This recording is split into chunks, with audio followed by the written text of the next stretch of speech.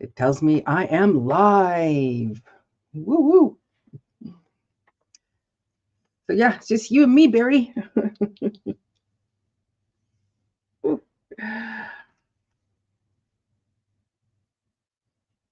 Oh, hi, Bo. Thanks for coming in. Joe, it's chilly and cool here. Isn't it chilly and cool here? Well, I feel chilly and cool.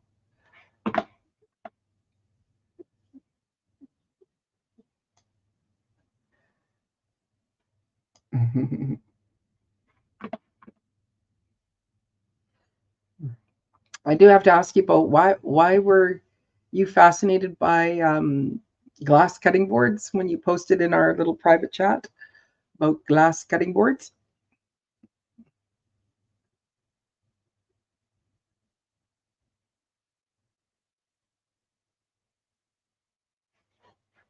I did send it out in my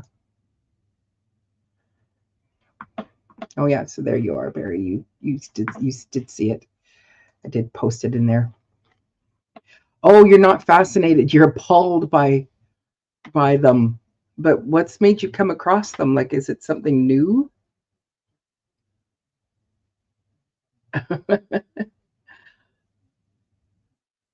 Mhm. Hello, hello, Marissa.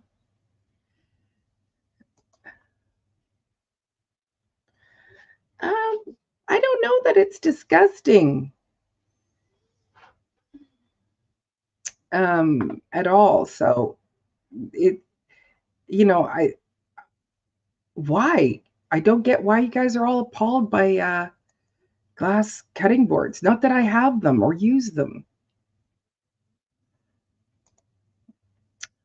Yeah, who knows why they just don't. Oh, okay, so you just saw a girl using one on TikTok and made that video because, oh, okay, I haven't seen. Okay, well, whatever. Is it the video you sent to us? So, hey, Larks, thanks for coming in. Yes, wood cutting boards are the best, but there used to be. I don't know that it makes that bad of a sound, in all honesty, but um, you know, I know that people got away from glass cutting boards and the plastic, and with the wood ones, you know, people don't always clean them properly. Mm. So how are you doing there, Larks? Bringing in the popcorn, party and some booze. Huh, you're leaving now. I love you. Thank you. Uh, lunch is at about 1 o'clock, and we're doing burgers so that it's quick and easy because you and your brother will be having some work to do of in the suite. So anyway, quick and easy.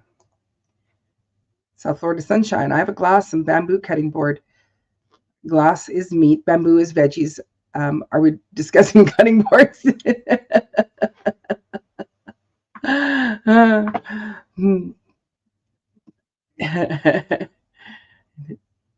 No, there's things that need to go out to the shed, heavy stuff for you and your brother to take. And you have to pardon me, I'm having a family discussion right now in front of y'all. And also the bed frame that's in the suite, you have to take it apart so that you know how to put it back together when you take it with you. And that also has to go out.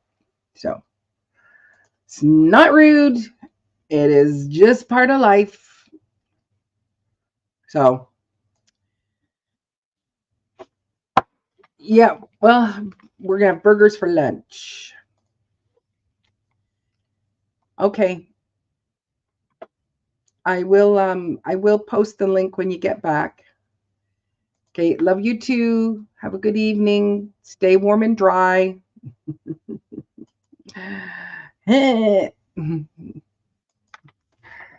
me just discuss dinner plans with my family. Yes, they are paradise. And so we haven't fired up the barbecue at all through the winter. Usually we do have some barbecuing going on. And hey, Hey, Robert. Oops. Click, click, click. How you doing? Yes. Right now we are making, not me, Marissa is making crispy chicken skin. So we're using it as snacks with our ketogenic diet. And so the joy is I took out a 4 pound bag of frozen chicken skin that I bought, started to thaw it, and then I walked away. And Marissa's uh, to kind of joke with me. She was like, I'm an urban homesteader. I take out frozen chicken skin and then I walk away and let my daughter cook it for me. Oh, hi, Angels Crafty. Halo, good to see you. Thanks for coming up. Coming in, I mean, appreciate that. What are you going to go do? But you okay? I'm all ears for your questions when you get back. I am just super duper duper duper tired right now. Everybody's saying hello. Everybody's saying hello. Yo, Storms with a fist bump. I'm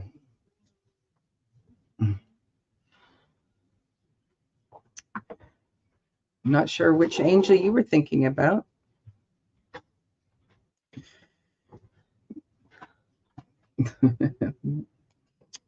My daughter's desk is in behind me, so she just came around. So I wasn't sure if she was going to come in. But both of us are very tired because we are in the middle of renting out my suite right now. I did just have a nap, so that's why my cheek is a little red. I thought I'm going to go have a little sleep and let my daughter do the chicken skins. You're a good cook, so but yeah, so we started last Saturday, and with my suite it's attached to my house, so it is um, uh, it is a ground level, so because it is right beside the house, and so it's 2 bedrooms, and so we've painted it all from top to bottom. Well, actually, not the floor, but we did paint all of the top. Repaired things, fixed things, refreshed things. Um, put in some new light fixtures. New sink is going to be going in on Monday because this old sink is warped, and there's been some damage and stuff like that. And there was a really great deal at the big multi-pack store. So I bought this, kind of sink cabinet tap all in one. And so we have a plumber friend that's going to come and install it on Monday when he has some time. So I'm happy about that. But um, anyway, both of us, we were just because I listed the suite last night. So then everybody was I was getting lots and lots of messages today about coming and seeing it. So then it was like, okay, let's get the last of the paint cans out and let's get all these things out so that I could start showing it today. So I've showed it twice with people here, and then somebody was in Vancouver and they're coming over here. And I said, so do you want to do a video of it? And so I took them around. So showed it 3 times. The first people were like, here's our money. We want to rent it right now. Let's go. And I said, well, I need to let other people see it that I've. So anyway, yeah. So, oh, that's so good. That's awesome. Naps are the best. I don't nap well. I nap. Um, I nap aggressively, is what I'm going to say. So when I go to have a nap, it seems like it's like a grit my teeth, and it's like and I'm sleeping, and then it's like wake up, and I'm like, why am I so stressed in my mouth and my body? I think it's like hurry up, go to sleep, you know. So I don't nap well, but it was late night last night at South Florida Sunshine. I had a late night with her, and then I stayed up later than that, and then up early this morning because I needed to bake bread. So, while I'm getting the fire, hooked up, we're pulling stuff out of the studio, and I'm cooking up 10 loaves of bread. I've got people coming for bread, and we had kind of a just some warm ups of our tikka masala that we can, which is so delish. And then it was like, oh my gosh, I got to do it live tonight, and I'm so tired. So yes, chicken skin is yummy. You need a new sink as well for like years. Looks like a dumpster fire went in on it. Yeah, that's about how mine is. Yeah, and I think that's another thing that's making it hard. Like just that, you're trying to vet the right person that's going to fit in our home, um, because it is attached, and and you want a good person, and you want somebody that just is just like they just want to live in the suite, pay the rent, not make up any ruffles and stuff like that. Okay, back. How strict keto are you doing? Mm. I'm gonna say I'm gonna say very strict. I will say that I drank a half bottle of wine the other day, which doesn't seem like it's strict, but it was a low sugar wine, white wine. So it's 50% the sugar, so it's not as bad, so it's high. But the only thing this past week I haven't been doing is haven't been counting my carb intake, but like this tikka masala that we make, the tomatoes that is a higher in carbs, but that is something that we'll eat because it is homegrown, fresh grown, homemade, sort of thing. I can't have almond flour. So I can't have any almond flour. I can't have coconut flour because they're nuts that um, will make me unalive. No, that's not how you say it, Lars, but it's something like that. My daughter can, and she will sometimes make up things like that. But at the big box, multi-box store, they have uh, they do have the lower carb seedy bread, which I can eat that. So if I want to make a sandwich, and they also have tortillas that we use for making our, use it as pizza. Um, oh yeah, um, pizza. We use them for pizza for wraps. We use them as our naan, our naan bread when we're making if we're having Indian and that. So yeah. So we are very strict on like we haven't had any sugar like except for the wine that I had the other day. Um, no sugary, no real pre-made products. Like we tend to do everything from scratch. My little ice creams, my little keto screams, those are not.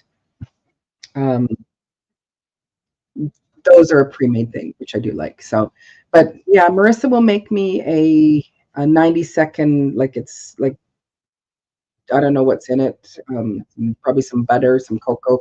She'll make me a mug cake in the microwave. And that used to make some awesome almond buns until they tried to unalive you. Yeah. So I don't do because again I'm allergic to most berries. I can have strawberries. So um we'll do a few things like that. But why do you ask about how strict keto that we're doing? Like I bake the bread, but we don't eat it.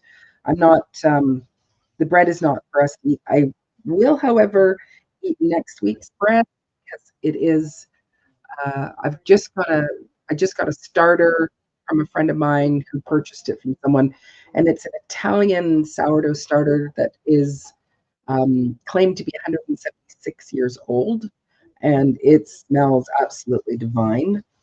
And so I do want to try that bread next week. Mm-hmm. Let me just cool that down a little bit. Hang on a second.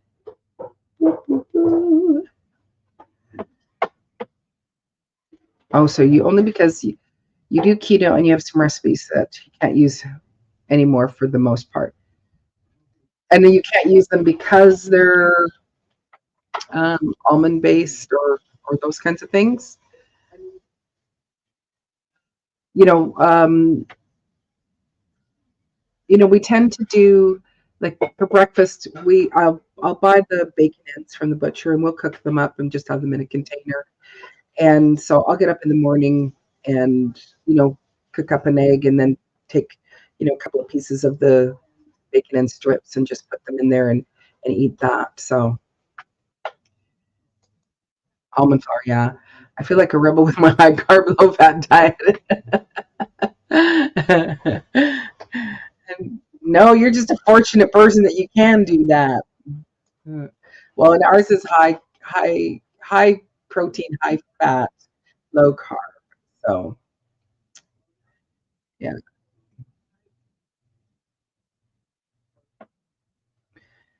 Oh, you're here. Thanks for coming in, Garden Warrior. She dared you to start a new cooking collab challenge. So, oh, excellent. Well, I wish you all the best. Uh, um, how come you had to be dared? It's like, don't you love cooking collabs? It's kind of one of your little niches that you do. I mean, I'm just gonna put this. I'm gonna just throw the link up so if anybody does want to come up. Anyway, I will say it is hard trying to find a tenant, and I've been fortunate that in my home, I think I've only one other time. This is like in the 12 or 13 years I've lived here. This will be the second time that I've ever had to rent out my suite. So I've been very fortunate. I had one great tenant who was with me for years and years and years, and then it was my daughter and son-in-law. Ladies and gentlemen, coming to the stage, it's South Florida Sunshine. Hello. What's up? Oh, let me just mute myself over there. Make sure I didn't do the same thing. Okay, you're still Right. muted on the YouTube side. Hey, everybody. Very good. So that is awesome that that you've got your bike. Yeah, I put it on OfferUp. We'll see what happens. We'll see. That's I don't good. know. It's little steps. That's right. It counts. It counts. And so did cleaning the kitchen. But, he's forgiven because the place where he went that gave him, this is a guy he works with that is either, I don't know if he's a pastor at that church and also has a job. I'm not sure, but they've known each other for years. And he was telling him just about the thousands of dollars that we've blown through in the last 2 months. And so he loaded Theron up. He's like, we're having a giveaway at the church. I want you to come out and want to help you guys out. He gave us like chicken quarters. I didn't even see that at first. Theron's like, they're in the freezer. First he said it was chicken. I was like, oh, I hope it's not like chicken breasts because I have chicken breasts already. And those are so like, they're great to have, but sometimes they can come out dry. And so when I saw the quarters and they have skin on after you guys were saying chicken skin, I'm like, oh, yay. Hey, there's Kathleen. Bake up some. So Q, you do high protein, low carb, low fat. Yeah, we don't do super high on our fat. Yeah, I can't. It's just whatever fat is there. If it's butter, then yeah, I might take a little extra just because I love the taste of butter. But we don't go super high. Do the fat bombs like sometimes they do on keto. I can't do the fat bombs. That would be a bomb that would go off in my belly. I don't have to be dared, but she said in the chat she double dog dared me. So you on doing that collab. That's hilarious. And so, I bought some Nutty Buddies and Eddie's Oh, peanut butter park ice cream. I know. Oh, Jealous. Sounds really oh, good. hi Kathleen. Thanks for coming in. Yeah, I just Barry's the one got who can eat those carbs, uh, but he your can't have. neighbor. Hmm. I do love fat too. Yep, Kathleen. I love fat. It just doesn't love me back sometimes. No. Oh no, no. Fat does love me. It loves to stay upon my Well, yeah, body. that kind loves me. Yes, it loves my bottom and now my middle. Yeah, it is Uh-huh. good for your brain. You're right, Marissa. Especially they said that with like if you have somebody who has like it's cognitive decline is coconut um help me out. Coconut, it's not coconut fat. It's, the fat of the coconut, whatever. Coconut oil. Thank you. Thank you, brain. Yes. Hi, Coconut oil is supposed to be Passamaquoddy. great. Thanks for coming in. Yes, krill or fish oil. Yeah, MCT oil. Thank you. Yes, all those are supposed to be good for and helpfully slow down cognitive decline from going into dementia as fast. Yeah, fat together with sugar is not. Yeah. Right. That's where it goes wrong. Yes. Yep. You're Exactly. right. Mm-hmm. Exactly. And trying to find that, so having that balance. And it's all, of course, if it's like, the refined white sugar, of course, Mm-hmm. that is not so good. Passamaquoddy. She'll be doing her thing, Yeah. crocheting and listening. I know. I'm assuming is it you're saying they're everywhere from, is that word? I think it must be everywhere or from Oh, Texas. Yeah. yes. I think that word is supposed to be everywhere. The Yeah. devil. Okay. That's what Yep. that was saying. Okay. Just so that we keep it YouTube friendly, but just so that we know it's what you were actually saying. I just wanted to make sure that was clear. Yeah. Um, She's probably been watching the news, yes. waiting to see. Yeah. I have Which not. is not always good to do because it's like half the time it's not correct. It's Mm-hmm. whatever they want us, Mm-hmm. whatever the thing is. Yep. Yep. Yeah, okay, you can talk Oh, about they're that. diverting them. Oh, That's okay. genius. So they're sending them to Sparkle Socks's cousin that's in California because they're somehow all probably related. We just don't know. Oh, so you can handle MCT. I use that daily in my yogurt shakes, but like the pork ribs they sent me instead of my beef. Oh, that's terrible. Sometimes they can go No, bad. If they taste bad, definitely don't eat them. We yeah. I felt bad one time. I had gotten pork ribs and they did not smell quite right. Even yeah, that they went rancid. Exactly. So I threw them into this crappy pond that we had near us. I mean, we lived actually near a dump, like not too far for like our first place.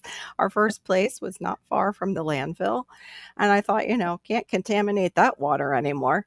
Oh, suddenly the fish are floating up and I thought I did it, but it was apparently a die-off, and it was going on, like, around the Oh. area. It wasn't just what I did, but it happened to time itself right when I dropped the ribs.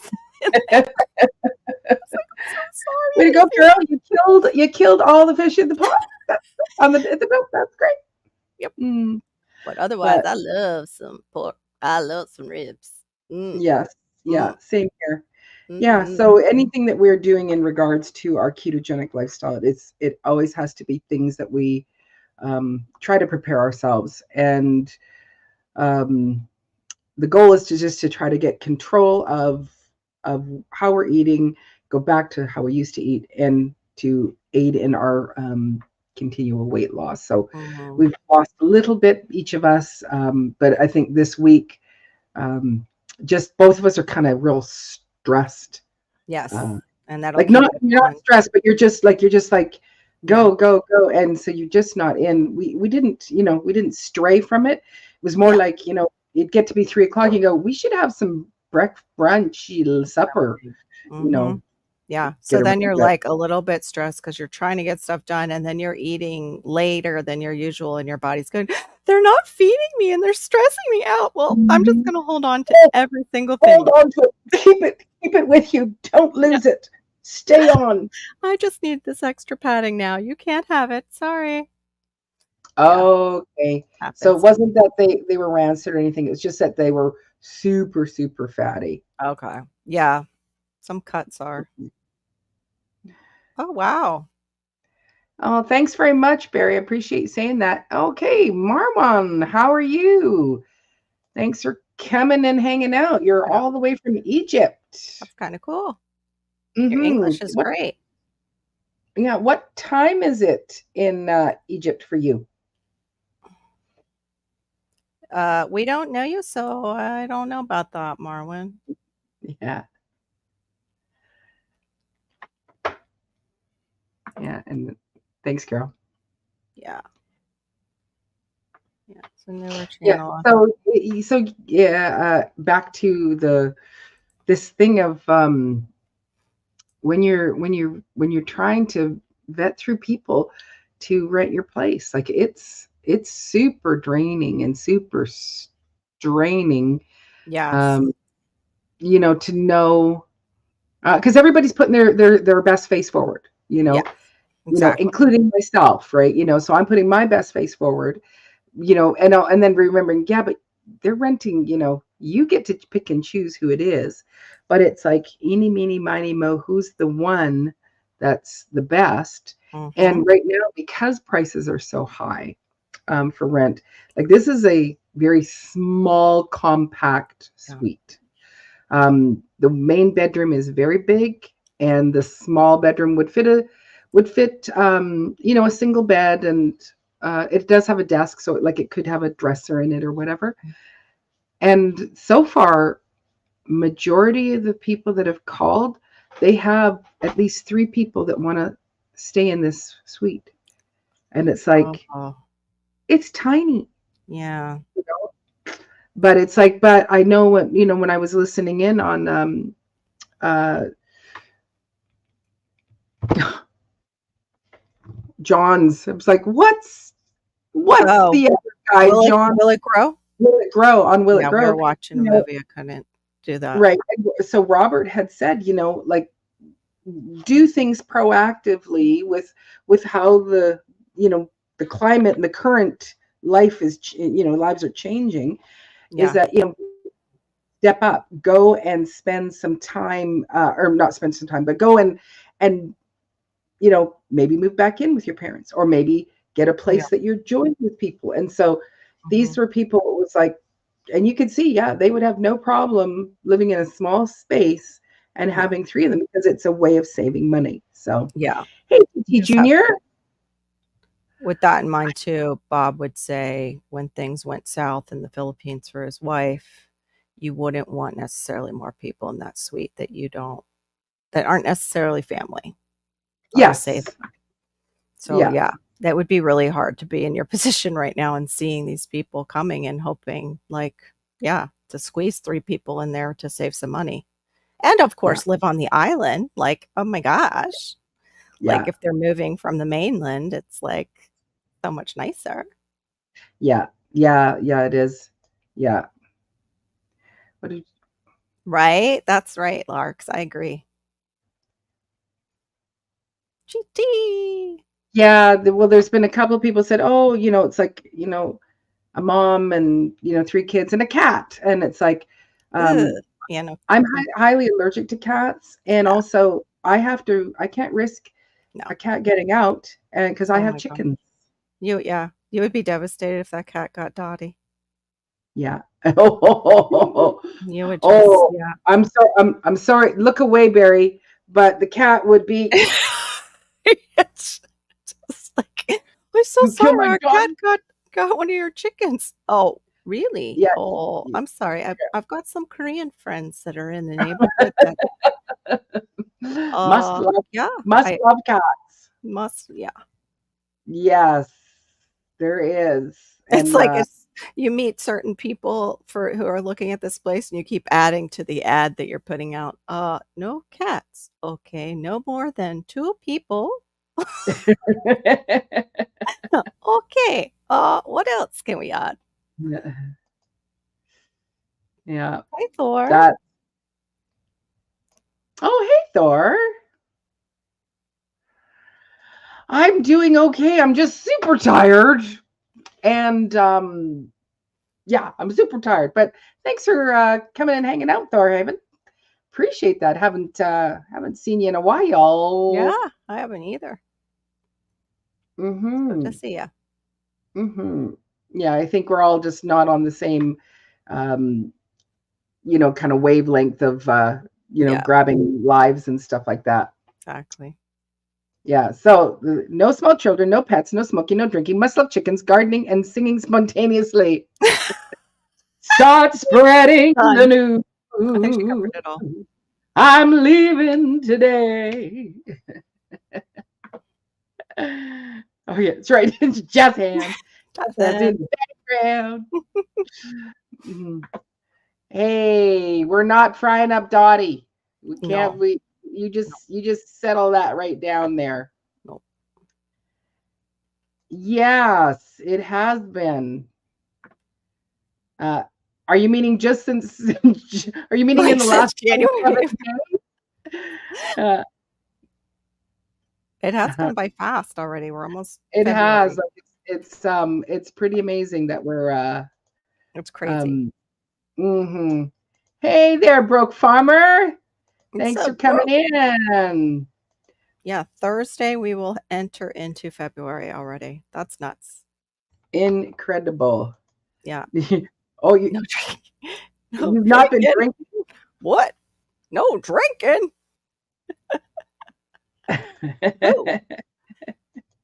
Look what Canada coughed up. That's very cute. Anyway, I keep thinking I'm going to do this, but I can't seem to use my my head. Oh, it's because you keep pressing Alt. That was me I'm gonna take a little risk here. Yeah, 2023 was crazy, but still continues. Yeah. No, I don't want rowdy neighbors. Absolutely. Yeah. Exactly.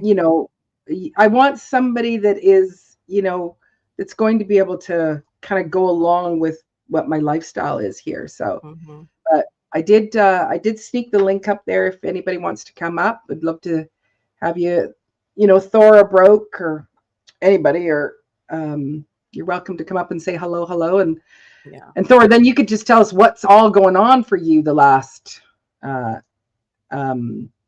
year.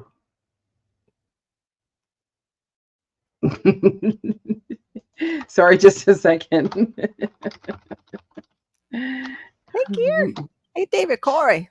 David Corey. I just love the way Broke says stuff. You gotta say it like Broke. David Corey. David Corey the cop is in the building. There he is, in the building.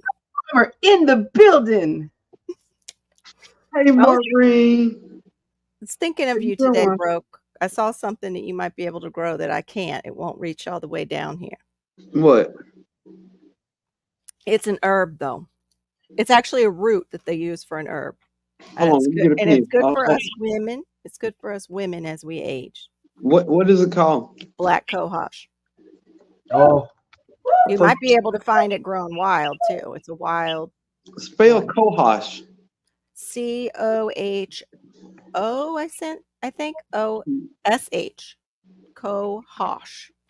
Marissa will spell it. I'll find it. Junior. I'll find it. We got it. We got the whole family. That's awesome. Now as soon as I came in, I heard you say no smoking, no drinking. What were we talking about? It's like boring. Oh, the people that are going to rent my my suite. Oh, I thought you were talking about the guys you date. I'm sorry. Oh. I mean, that came up weird. Anyway, what was the herb? It's black cohosh here. I'll see if I can share it, but it's written good. down here. What? Did you get it? My yeah, lighter, is terrible. Yeah, it's giving you an ultra, glow. Yeah. Can I set up my ring light? Yeah, go Yeah. ahead. Oh, what? I just want to make sure I'm you know what I mean. Yeah. Broke setting up his diva light, his ring light. I gotta make sure my bald head is shining. You just look like you're blessed. That's all. But that's the flowers of it, of the black cohosh. But you make, I guess it's tinctures. Marissa would know of the root. And the root supposedly is very like every time rhizome. It's root or rhizome. Herbal preparations. It's an underground stem is what they use, but it's good for all kinds of conditions for women. But still would be great for the channel if you just find it even wild. I can find the seeds. I know seed finders. I know somebody who specializes in finding rare seeds. All right, but wait a minute. Now this will make sense.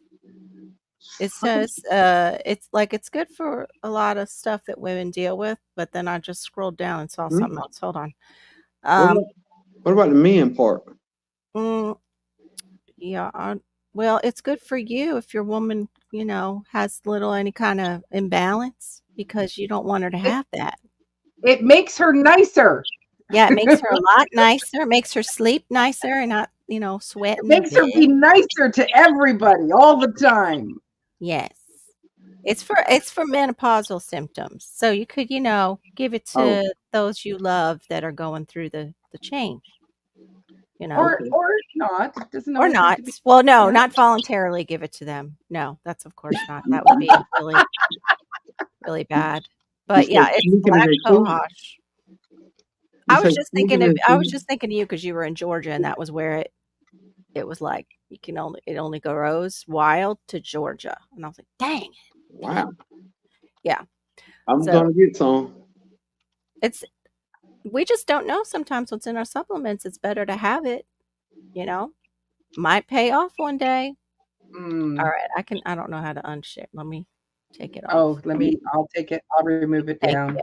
There. I don't know how to take. Oh, there I go. I don't know how to. There. I look smooth. I look like I'm glistening. You're glistening. I'm sorry. Go ahead. So, all right, I missed probably 30 minutes. What? Give me a recap. What did I miss? Did you? I don't. Oh, just me lamenting about, or not lamenting, carrying on about, cleaning my suite and getting it ready. And we haven't been really talking about gardening yet, but it's, it's coming up. It was just kind of oh yeah, there it is.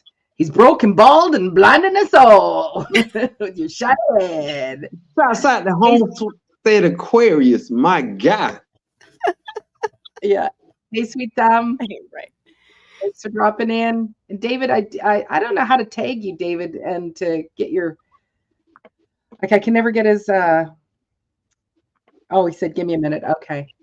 Yeah, I did put the link up there. I think my Egyptian friend has left, so I think we're. Yeah. Basically somebody safe. would have protected you though. Maureen, it's almost spring. It's almost spring, Maureen. Hey, Maureen, you need to email me. I want to send you some seeds. GT, your seeds still be arriving soon. GT, can you hear me? All right. Yeah. Thumbs up. But Maureen, I don't know if you know, but I invented a holiday. I don't know if everybody up on it. What's a holiday? It's called Springmas. Springmas? Springmas. I like Springmas. Springmas. And how it works is in January, everybody starts planning for their spring garden. It's normally universal time for everybody to start planning and getting everything together. So if we're gonna encourage other people to garden, we should encourage other people to send each other seeds. So that is the whole gist of Springmas. So on a couple lives, I say, hey, email somebody, ask for their address, and say, hey, I want to see some seeds, or hey, seeds, please send me some seeds. And we've been doing that the whole month of January. That's sweet. I love And that's what it. we're gonna do. I love it. Like it has, like it just, it is just a time of gift giving. Like everybody's talking about seed swapping, but it's like, Springmas. calling Springmas, send your gifts for Springmas, send your seeds. I love it. But and the other gist of this is, there's so many made up holidays that how about we make up a holiday that's actually good. Yeah. It's good for the environment. It's good for your health. It's good for the world. It's good for soil erosion. It's good for everything. So if we can make up a Easter bunny and Halloween, how come we can't have something that's useful? So going forward, every January, whole month of January, is Springmas. Send your favorite content creator, your favorite supporter seeds, and say, hey, happy Springmas.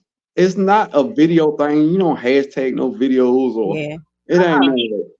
It's just secretly living in the community. I like that a lot. Yeah. I love now, that. but who would be like the Easter Bunny is for Easter, or you just, celebrate the Christian version, or same thing. You got Santa, or you celebrate, baby Jesus. So Springmas needs Tooth Fairy. We got, little leprechauns. So we need something for Springmas. Something that's built around reality. Yeah. Yeah. Gotta think on that one. I got some seeds for GT. I got some seeds from this a little different. He got some seeds. I don't know if he got these though. Springtime's Day. Springtime's Day. It's a cool holiday because everybody that's a gardener. I don't care how many seeds you got. It's nothing like receiving seeds from somebody else. I might have 10 packs of kale seeds, but GT kale seeds, it hits a little different. You know what I mean? Yeah. And because somebody thought of you, and it's always more, the thought is more important than the gift. Yeah. That's right. You know what I mean? That's right. So that's, I'm gonna get off my soapbox. I'm gonna get off soapbox. No, that's so good. And I would, you can feel free because it's like, I think I was on one of your lives a couple of weeks ago, and you just like, you're going, I want to normalize gardening. I want it to be where we are the normal people. You guys are like, you're weird that you're not. Weirdo.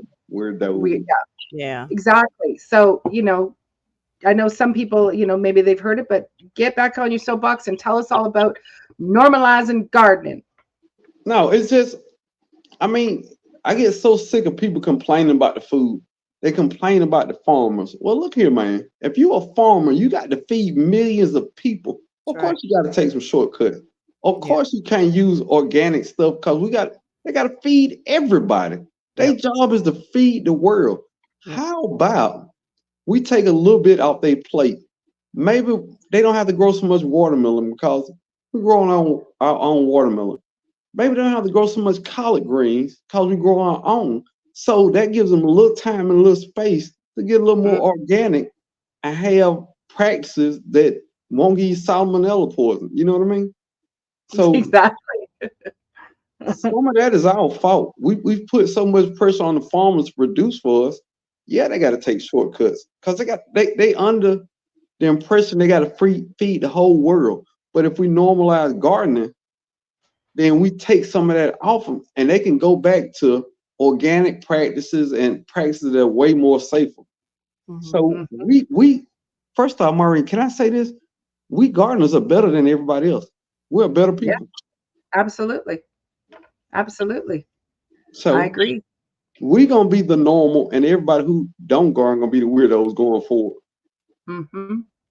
I agree with what Marissa put. Yeah. You do. I agree with that.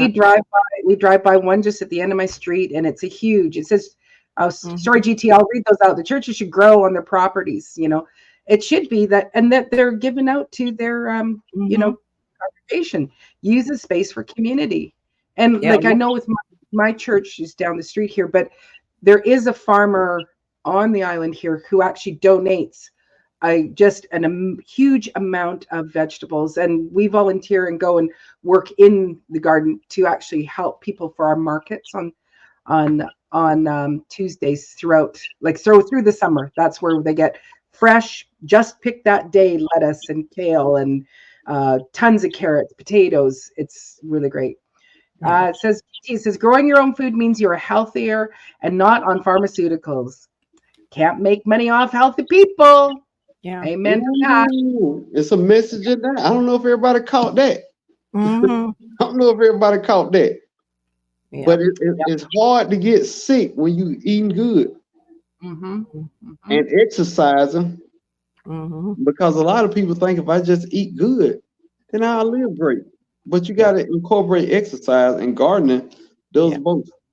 Mhm. Yeah. That's true. Yeah, well, I know in the fall there, I wanted to start because I do with some of my videos that I do that have where I'm showing whatever I've grown. I always Mhm. go, hashtag grow your own food, but I would like to do a series of videos where, it's like encouraging people, especially if they don't have any knowledge of how to grow, so that we're all going, you can grow your own food. You can do it. Don't be afraid. Grow one thing in a pot. Grow your own lettuces just for, just to see how easy it is to grow some lettuce, And Maureen, to double down on what you just said, you can do a collaborative video. You could reach out to a couple people in different parts of the world, and they Yep. send you their video, and you put it on your channel, and you say, "Hey, this is how I do it here. I'm gonna kick it to whoever," and that's how they do it there. Mhm. Mm, Well, you yeah, got Florida if you want to use me. That's absolutely. totally Florida, Yeah. different. home of the alligator. Florida. Home of the alligators. Yep. We got them big here. That's for sure. And iguanas. What the deal is with the iguanas Tree getting cold and chickens. falling out the trees? What the? Only if it gets cold enough for them to do that. We haven't had that cold snap yet where it's gotten that cold where they're dropping. But when they do, people who are new to the area and think they're dead will put them in their car, and then they warm up in the car and realize their iguana is alive. Who put an iguana in the car? People who just think, I don't know, they're going to go do something with them. I don't know if they're going to go barbecue them. I don't I know. did hear they were delicious though. I did hear that. I've heard they're tasty, but I need to try it when I don't know that's what it is. I don't know. I'm I a very definitely want. visual person, so Okay, so Cece Texas Garden. I would love to eat iguana. oh, Me if I too. could send you one, if I had the money to. Yeah, I've heard they're tasty, but I also saw the one that I saw. It was wrapped in bacon, so you could wrap about Ooh, anything in bacon and put it on a smoker and make it ooh, tasty. that Yeah. sounds good. Yes.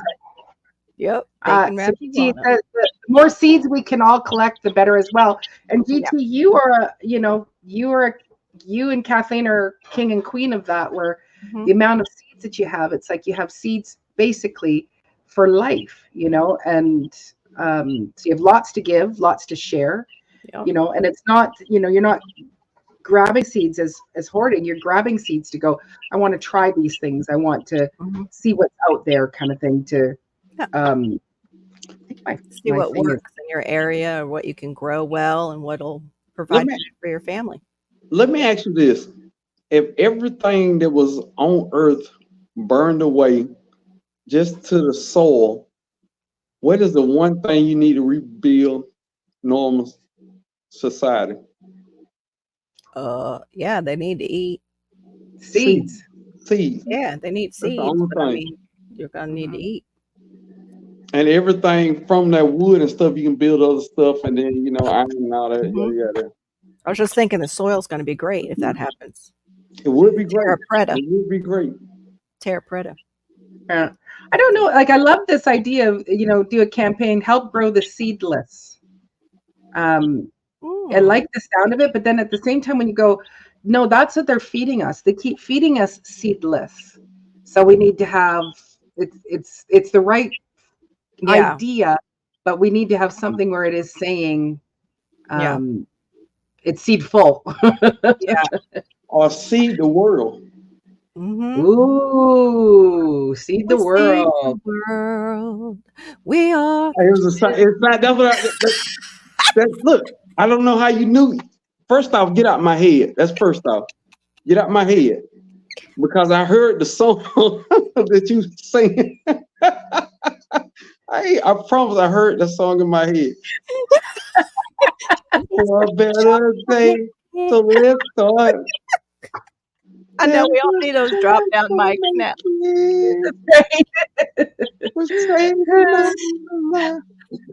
Oh, there we go. Help grow the heirlooms. We just got to make it kind of a little bit catchier, but yes, the heirlooms. Yep. But anything you can encourage people to garden, man. And I'm gonna tell you this something else. A lot of people that's into, the heavy doomsday prepping and all this stuff here, and the first thing they say, you gotta have something to protect the stuff that you've been prepping. You know how you can protect that stuff? Make sure other people know how to garden, and they ain't gonna come over your yard and steal nothing. Yeah, that's the biggest defense. Yep. Heirlooms, antiquing for gardeners. Oh, that's witty. That's witty. Oh, yes. Oh, I see. No, it's a campaign to help those without seeds to help grow the seedless. Oh. Hey, Thor, thanks for coming in. What's going on? Is that? It's been like no time, no talk. Right? Awesome. Good to see you, man. What did you just say? Everyone needs an old fridge sunk into the ground and stock away a bunch of heirloom and collected seeds. Why are we putting them in the ground? Thor, why are we putting them in the ground? It's almost like a cold cellar. You need to have something put away where it's cold, dry, and stick those seeds away so they last a few years. Yeah. So you want to make sure you protect those seeds under the right condition, and be sure to collect those seeds, because when you collect those seeds in your area, they're grown for your zone. So they grow, they work, and you want to stick them away and make sure you're good to go for the next few years with those seeds. Yeah, have them acclimated to your, that's where I have a problem. Yeah, I have a problem with buying seeds because a lot of them are not acclimated for my area. I have to find people that are more towards the south. Well, that's just it. So many places where you can buy seeds, but if they grow in your area, you're not sure. So if they do grow, start collecting those seeds, take the good ones, and make sure you propagate them and keep them going. And the more you can collect from them, the better. True. And not only that, go to your local feed and seed. They have local seeds at your feed and seed. Matter of fact, right here, because it's my man cave, these are okra seeds, but they have the county. There's 2 counties away from where I live now, where the seeds were collected. So Google feed and seed near me, and most likely they have localized seeds. And like Thor was saying, it's acclimated to your climate. So instead of taking 5 years to collect seeds to build up a seed bank, go to your local feed and seed and do it like that until you can get the ones that acclimated to your microclimate in your yard. That's awesome. Get a little head start on it. Exactly.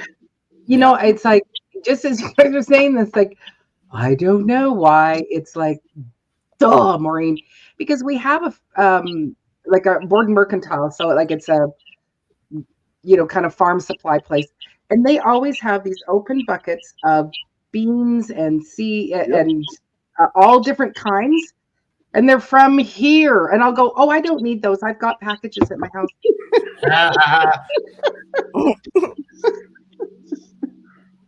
Guess where we're going tomorrow? I know, right? No, I don't want the local seeds. I'm gonna get these seeds from California. I like these ones with the pretty packets. They have pretty packets though. They're like $5 a packet. Hey Barry, how you doing? What's up? Hey, what's up? That's all the family here. Is beans, because they're such a great sustenance. You can can them. You can stock them away. I know all you Southerners don't put it in your chili, but we do up here. We do. So, we do. Big misconception. We do. In Georgia, you don't know what I put in my chili. No, I'm down here. I'll make some for you. Pinto beans go in my chili, but I'm we use kidney beans. Kidney beans. Oh, I can't do kidney beans. See, I've been doing the Scarlet Runner beans. We collected so much. We put like 12 liters of Scarlet Runner beans away in cans. We pressure canned them, and it was amazing. We stored enough as well to be able to seed for this coming year. And the Scarlet Runner beans are even better than kidney beans. They're like meatier. They're like, almost like a bacon flavor. Yeah. And the hummingbirds love them as well. The big red flowers. So I highly recommend Scarlet Runner beans for anyone who can grow them. And did you dry them also? What's that? So, did you dry the beans as well? Yeah. So we dried a whole bunch and we've got them stored away. So we've got seed beans for next year. And then we canned about 12 liters. So it's going to be a good year this year. So where are you from? I'm way up in Quebec, Canada. So okay, you said liters. I automatically knew you. See, that's what I'm saying. I was like, okay. Yeah. No. Dude, I would move down to Georgia in a heartbeat. I have good friends down there, down in You can't say Georgia. liters down there. And besides the fire ants, I love it down there. Oh, what not? Yeah, mosquitoes, fire ants, and gnats. Yeah. It get to be a little much. I'm just gonna say that. Yeah. Everyone always goes on about how friendly Canadians are, but as soon as you visit Georgia, like especially Savannah, you will not know hospitality until you visit Savannah, Georgia. I've been there a bunch of times. I mean, it's called Georgia hospitality, man. Yeah, I mean, exactly. We talk to everybody. We randomly talk 30 minutes in a convenience store to somebody we just met. It's just how we do. Yeah, we do that here in Kentucky, though. So it's. I mean, that's what it's called too, though. Southern hospitality. Southern hospitality. Yeah. Yeah. I mean, I'm from Cleveland. We don't do that up there. I mean, it's like, excuse me, is about all you're going to get. Then you get looks when you're trying to be polite. They're like, what's wrong with you? Hey, funny story. I went to a convenience store one day, and I had on a Georgia Bulldogs sweatshirt. A guy walked past me and said, "Go Dogs." I said, "Go Dogs." 3 more people in the store said, "Go Dogs." We all smiled and left. That's hospitality at its finest. When the whole convenience store speaks to everybody. Yeah. Yep. That is. I agree. Well, I can't find a place that I can walk into, but at least I think I found another Florida seed supplier, so that's cool. My feed and seed is mostly like feed for animals. It's not. But you got to go in there. And then they'll have it, you think, from the locals? Yeah, they don't post that on their websites. Okay. You got to. I get 2-pound bags of seeds for $3. Oh, okay. On a regular basis. Okay. Oh. But is it meant for is it meant for feed? Like no. It's meant for planting. It has like this one. Like for doing crops. Like that sounds like you're putting it. It has the purity and it even has the germination rate on it. It's an 85% germination rate on it. Are they the pelletized ones, bro? No. I would never. Yeah, I didn't know. That's why I asked, because the big bags, sometimes they're pelletized. Yeah, anytime they put a germination rate on the front, that it's conditioned for planting. Awesome. Oh. I have gotten plants like from our local extension and where they're, but I didn't notice I didn't see any seeds that they did, but they do have plants from the different. Oh, and they can grow check your local extension office because they will be giving away fruit trees or trees sometime in February. Yeah, not ours. My extension office. What? I think I was 16. Y'all check? No? Mine doesn't do that. Mine does a spring and I think it's fall sale. that you can go and buy from Oh, no. different vendors. February. Our last frost is until June 15th. Be quiet. Oh, my bad. Oh. I didn't mean to be too happy about February. Or if you look on my channel, I was looking at plants just last night. I mean, because I was telling Cropper down there, my local Tractor Supply already has fruit trees. Oh man, it's filled to the brim with fruit trees. I mean, because the day's been in the 70s the last couple of days, so I guess they went to ship them out. Yeah. Oh, they know more than what we know. They know something. I'll be right back. I gotta get something for my neck. Bother me. Trees out there. Maureen, is it How's okay everybody because doing? I'm just drinking on your channel? Yeah, it's fine. It's good, B. It's cool for YouTube. Just don't smoke or swear. No. Right. Yeah. Smoke in private. Swearing and smoking will get you demonetized. Yeah. Well, so my last frost date here on the island is April 18th. April 18th? Wow.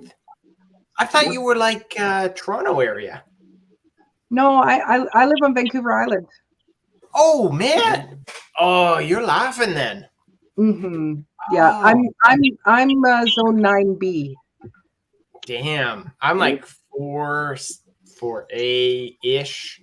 So she's in the magic growth zone up there. yeah. Wait, you're not. Where are you in 4A? Where are you in 4A, Thor? 4A, I'm like north of Quebec City, Quebec, Ontario, or sorry, Quebec, Canada. So I'm like a little bit up north. Mm-hmm. A little bit. Are you originally from Quebec? Because I hear a Canadian accent, but it ain't. Yeah. No, I'm not. I fell in love with a French girl, and I moved here about 7 years ago. I'm originally Ontario, hence why I have this English, such a good English, and not so much a good French. Because at first, when you first started talking, I thought you were from the South. But the more you talk, I started hearing the accent.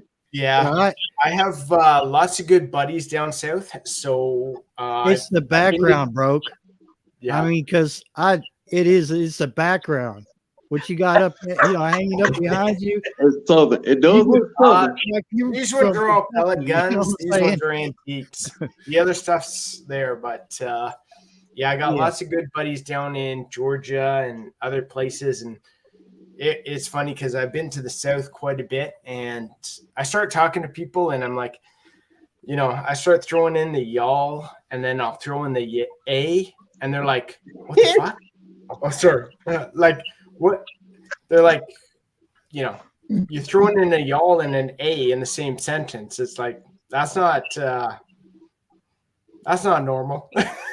Yeah, because y'all is pretty universal in the South. Kentucky, Georgia, Florida, y'all works. Exactly. Texas, y'all works in a bunch of states. Yep. And I believe that word probably originated in Texas. Y'all. Oh, we're gonna get a little fight going on here. Maureen, have you ever used y'all in the Senate? Absolutely. Yeah. I even type y'all. Thinking about it, Y'all. But look, I got a buddy from Cleveland. From, I've been here like 31 years, and I'm just like, y'all, I'm from Pennsylvania, and I've heard him say "yuns." Yuns, yeah. Yuns. Mm-hmm. What is it? Yuns. My first wife, her grandma would say, she would say, like, they's some food in the microwave for yins. And she was from Kentucky. Her family's from Kentucky. She lived in Ohio for a long time. And I was like, where's she from? And my wife was like, well, she's from Kentucky. I was like, oh, okay. But I didn't understand it until I moved to Kentucky. And like the first year it was like they're speaking, Japanese or some foreign language. I'm like, what do you say? It took me a while. And they're like, oh, you're a Yankee, aren't you? I'm like, yeah. Now they don't even. Do you guys say going to the store? Or do you say making groceries? I've heard some older people say that. I'm going to the store. Making groceries. Yeah. We say in Texas, we go to the store. But in Louisiana, they say I'm going to go make groceries. Really? Huh? Wow. Damn. I want to say that now.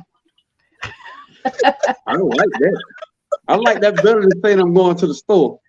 Yeah, I'm going to go make groceries. They're going to make groceries. I be making stuff, but it ain't groceries. Making groceries? Going to the store. Stove. To Stop it. Hey, Maureen, that campaign slogan wasn't mine. That's Angels. That's Angels of Crappy Halos idea. Yeah, absolutely. It's a great. I did see that. I'm not going to take credit for her idea. No. I was on the phone with her watching your live. We were both watching, so I was like, "Hey." I mean, anything to get people gardening more and growing more, because anybody who want to protect their property, if you teach that man behind your house how to garden, he'll never steal nothing out your yard. So instead of, putting a gun in his face, teach him a skill, a trade. I don't have any neighbors, so. They have to give him a pomegranate tree. Yeah. You have to give him some cutting. I'm open to it. I'm going. If you're in the tropics, give them a banana. They just are invasive here, so you'll have a lot of food if you have bananas going. Invasive bananas? Can you stop, please? I would love that. Yeah, exactly. I'm in the next state and I can't grow bananas, so there's no cold hardy you can grow. No.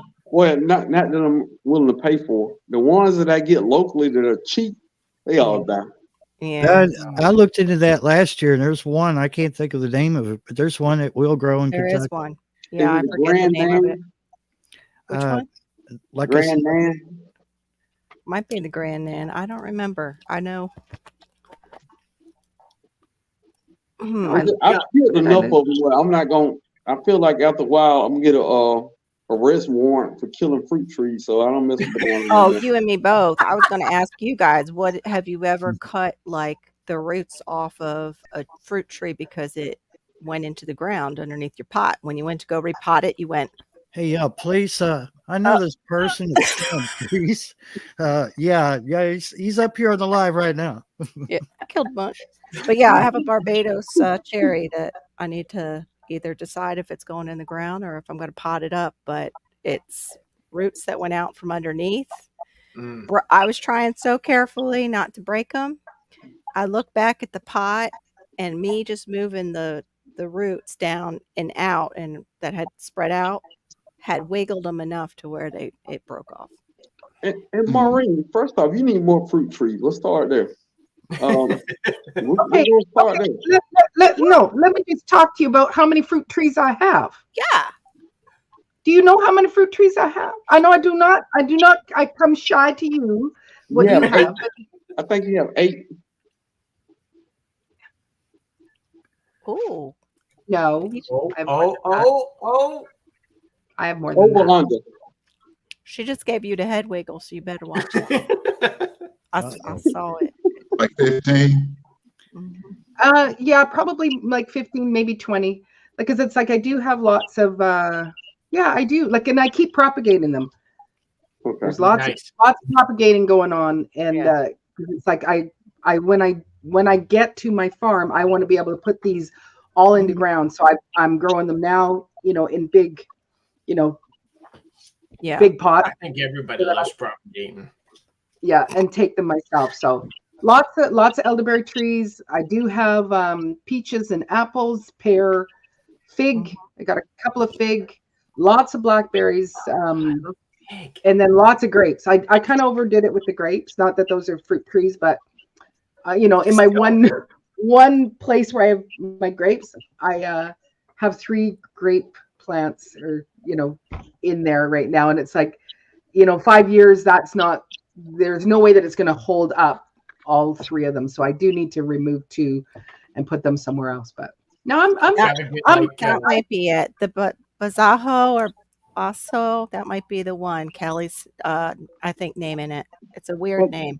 Well, Maureen, before you buy another fruit tree, email me first because I might have a deal, slight deal on trees. Okay. Going A forward. little deal on trees. Okay. Hey, Maureen. Hey, well, hold on. Hey, Maureen, don't let Yes. Hey, don't let everybody hear this. But Just whisper in my ears.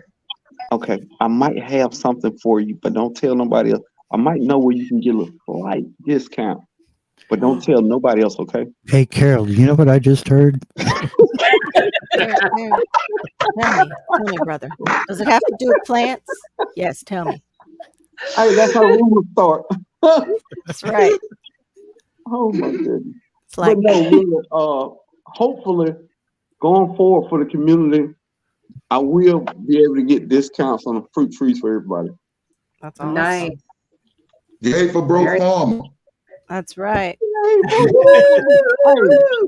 And that's always been my dream to link up with some kind of nursery or something where I can give back to the community.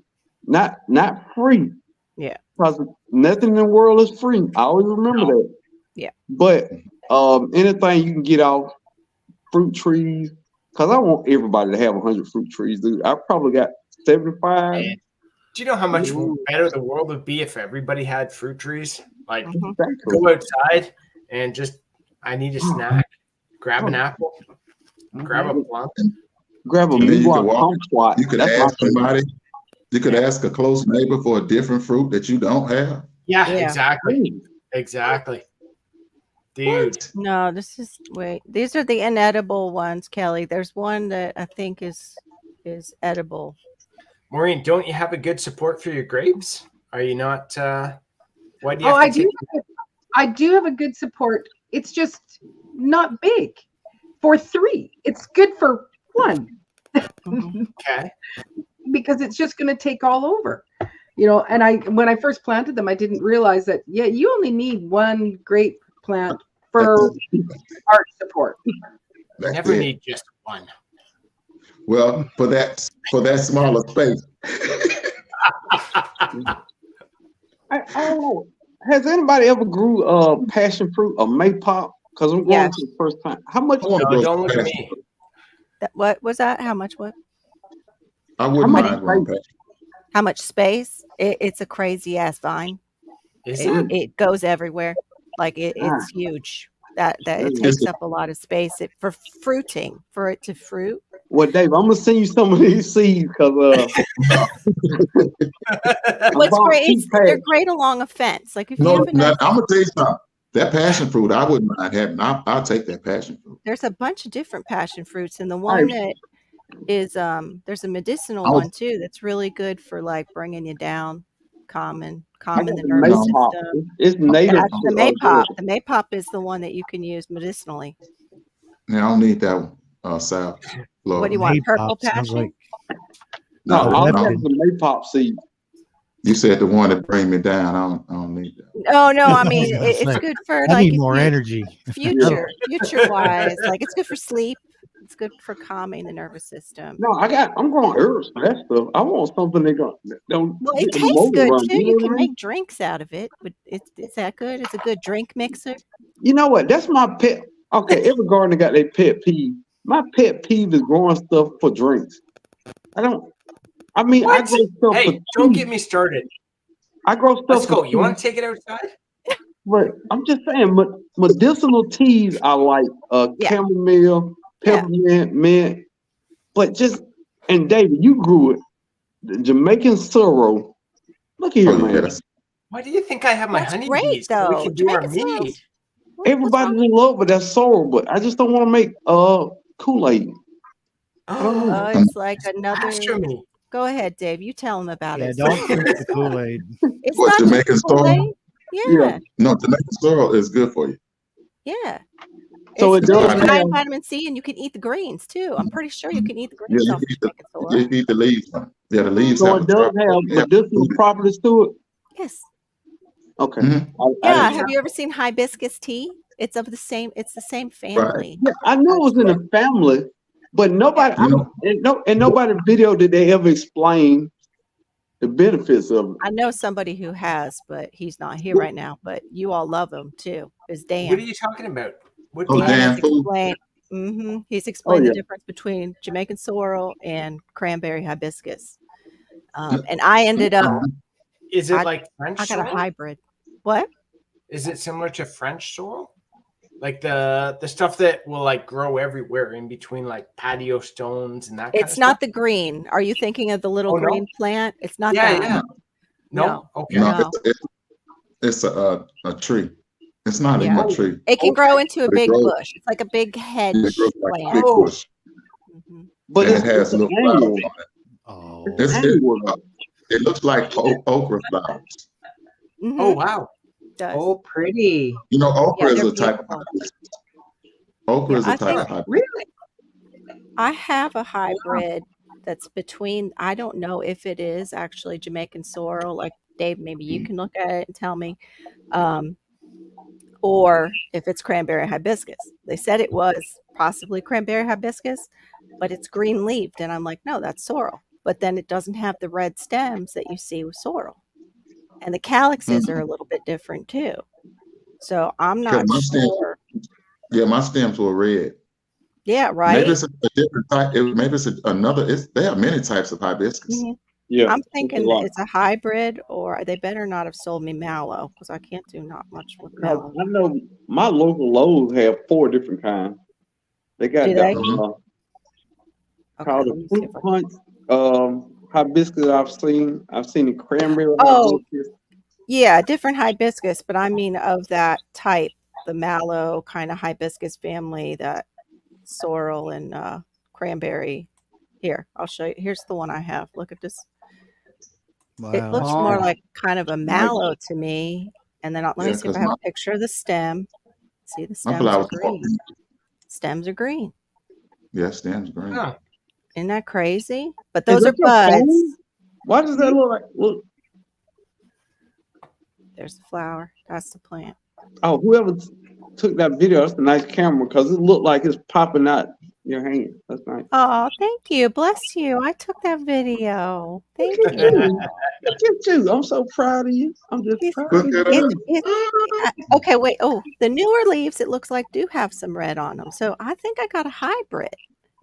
Wait, let me see if it'll go back. Let me go back and I'll show you that one part where I just scanned it. You know what? I'll put it on my channel like Maureen. They might just like that weather down there, you know. Yes, me too. Here it is. We're gray, but I did grow. Oh, isn't that weird? It's got some red in some of the leaves and green. I think it might be a hybrid. Do you have a different kind? You may have different. It might have. They called it false roselle, but then when I got home, I'm like, wait, false roselle is cranberry hibiscus, and they said it even later, like on the tag says cranberry hibiscus. I'm like, this is not red. Cranberry hibiscus is like a deep burgundy. The leaves are red, and the leaves are really tangy. It kind of tastes like it. I think it's a combo of the two, but I don't know how that would happen. Either way, it sounds like a winner. Yeah, maybe. If it is a hybrid. But have you harvested anything out of it? Or? I have, but I just got like 2 calyxes off of it to dry. I want to dry a few more and then see if I can make a tea out of it. That's what I want to do is like teas and stuff because I get a lot of benefit from. Maureen, have you grown Kush out yet? Nope. Don't know what it is. Kusha melon? Okay, I got you. I got you. Squash. It's just South. Oh, it's a squash. That's right. South Florida. Is your plant in ground or in a container? No, it's still in a container because I kill things. Like Broke says, sometimes I offer things up to Jesus. Just here, Lord, that was yours because it's dead. So now it's. No, I do both. I do both, David. Outside, only in ground and container. Yeah, but like Maureen, I'm hoping we can eventually move. So I'm trying to keep things in containers. It's in Florida, they dry out though during this season. Like we have a very wet season, and then we have a super dry season. Right. So, where are you trying to move to? I'm not trying to. You staying in Florida? We might have to stay in Florida as long as my son is young because of the homeschooling laws in different states.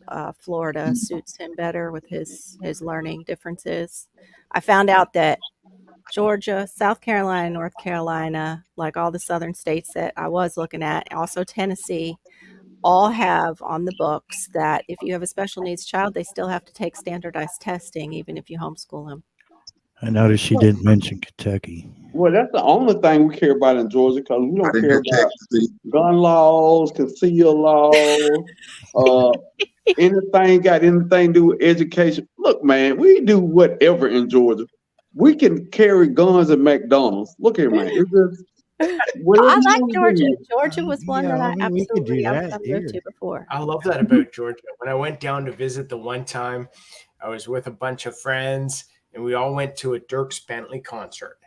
And we're all walking there, get out of the trucks, and all of a sudden there's a big sign that says, no glass bottles, no flash photography, and no firearms. Everyone turns around and walks back to the trucks to dump their firearms off. I was like, I love it here. This is great. Yeah, that's like my courthouses down here. You know, I think they're repealing the open container law here. No, really? Yeah, they're gonna repeal that. So you're gonna be able to walk down the street with AK-47 while drinking a cold beer, and you don't have to have a shirt or shoes on. You guys turning into Georgia. I started wearing flip-flops after I started visiting Georgia. Yeah, was like Florida in the early 80s. You used to be able to go to Big Daddy's and get a big old green cup and go home with it full of alcohol. Yeah. It's like down here, you know, in Kentucky, it's like you could conceal carry without a permit. They do prefer that you get some training, at least, you know, something. But you see a man walking down the road with a rifle on his shoulder, it's like, oh my God, he's gonna kill somebody. No, well, not really. You know, there's a lot. In Georgia, it's like, hey, Mike. I mean, it's right. Not that big a deal. How it is in Texas. That's how it is in Texas. It's not that big a deal. Wow. Well, how many of us grew up with gun racks? That the guys who had the trucks had gun racks. Everybody. Right. They stopped that. They stopped that because people started stealing the guns when we were young. And that's the only reason they stopped that. What David said, they were stealing the gun, not because they were thinking they were going to shoot people. That's right. Yeah. They were stealing them out the trucks. Yeah. They started stealing the guns. Yeah. Right. Well, you don't have to do that here. You give them as gifts, and that's that. But and I'm joking, but I love Georgia. I love living here. I wouldn't want to live anywhere else. Yeah. For me to be a gardener, and I'm probably gonna get a little pushback. My zone is the perfect zone to grow vegetables and fruit trees. Yes. Because if you go too high, you don't get enough chill hours to get your peaches and things of that nature. Cherries. I'm jealous of like the peaches and the cherries and the apples that you guys can grow. I would love to grow that stuff. And if you go too low, then you can't get stuff like pineapple, guavas, and stuff like that we can grow. So 8A is almost perfect. It is. I agree. 8 is perfect. I think. You're not 8A anymore. You're 8B, aren't you? I mean, on the books it's 8B. It's the same temperature was last year. I don't. Oh no, but you're gonna see. It's gonna warm up. You're gonna see. I don't know. Did I hear someone say AA? Like, hey, you take a drink. 7 seems the best. But you've got that nice climatized garage, GT, so you can get away with that, like the lower temps. No, what part of Georgia you live in, Broke? I live in Broketown, Georgia. Yeah. Broke Farmer lives in Broketown. How far is it from like Savannah or Pooler? Yeah, he's more centralized. Yeah, more central. I'm probably 2 hours from Savannah. Okay. Oh, but I've been to Savannah, River Street. I know I've been at least 12 times and spent, a couple of days, a week down there. That's our Georgia go-to spot. Nice.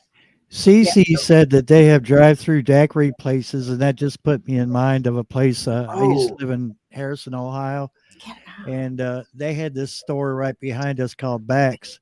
And the reason it was called Bax is you could drive literally through the building, right, and be covered up and buy your beer, your smokes, your chips, and everything for the Friday or whatever, Saturday, and drive right out the other side, and you were set. That's We what didn't know Kathleen riders was were buying talking beer about. in there. Yeah, Yeah, Kathleen we was have talking about a drive-through. place like that. ABC. I could get Drive-through. drive-through pina coladas. No, not Yeah. necessarily Pilates, but you used to be able to go through ABC drive-through down here. I think they still have one. Pick up your liquor. That's the name of a liquor store down here. It's called Yep. ABC Drive-Through Liquor Store. Yep. So if you're too drunk to get in and go get your alcohol, you can go through the drive-through. Scary. And then Hey, what was it? yeah. Cumberland Farms. You could go get your ice cream. Didn't they used to have the drive-through too? That old store. Like Was it Baskin Robbins had Cumberland Farms was one of them where you could go through. It was like a drive-through convenience store. You could pick up ice cream and. I heard somebody in another state talking about that.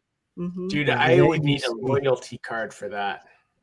The ABC liquor stores were in Ohio, but they were like they were federal, like they were run by the state. They weren't independent. You knew that when you walked in there too. Was Ohio like PA where they kept them separate from the stores? Like yeah. And it was sold separate. Yeah. Like over here in Kentucky, like Danville, the next town over. Yeah, that's Walmart has beer in the back, right? But you go right to the next. It's built right onto the Walmart. It's a liquor store built right onto it. Now, what possessed them, I don't know, because there's like 5 liquor stores in our town. No. Walmart's liquor store has good prices. But that's dumb. Hey, go ahead. What is that? Walgreens in Louisiana. They had we had the Walgreens and the Walgreens liquor right next door. And ours is all the same building. Hey, bro, I went in Walgreens during Mardi Gras, bro. I thought I was just a drugstore, bro. I went in there and saw all that liquor. I was like, dude, what?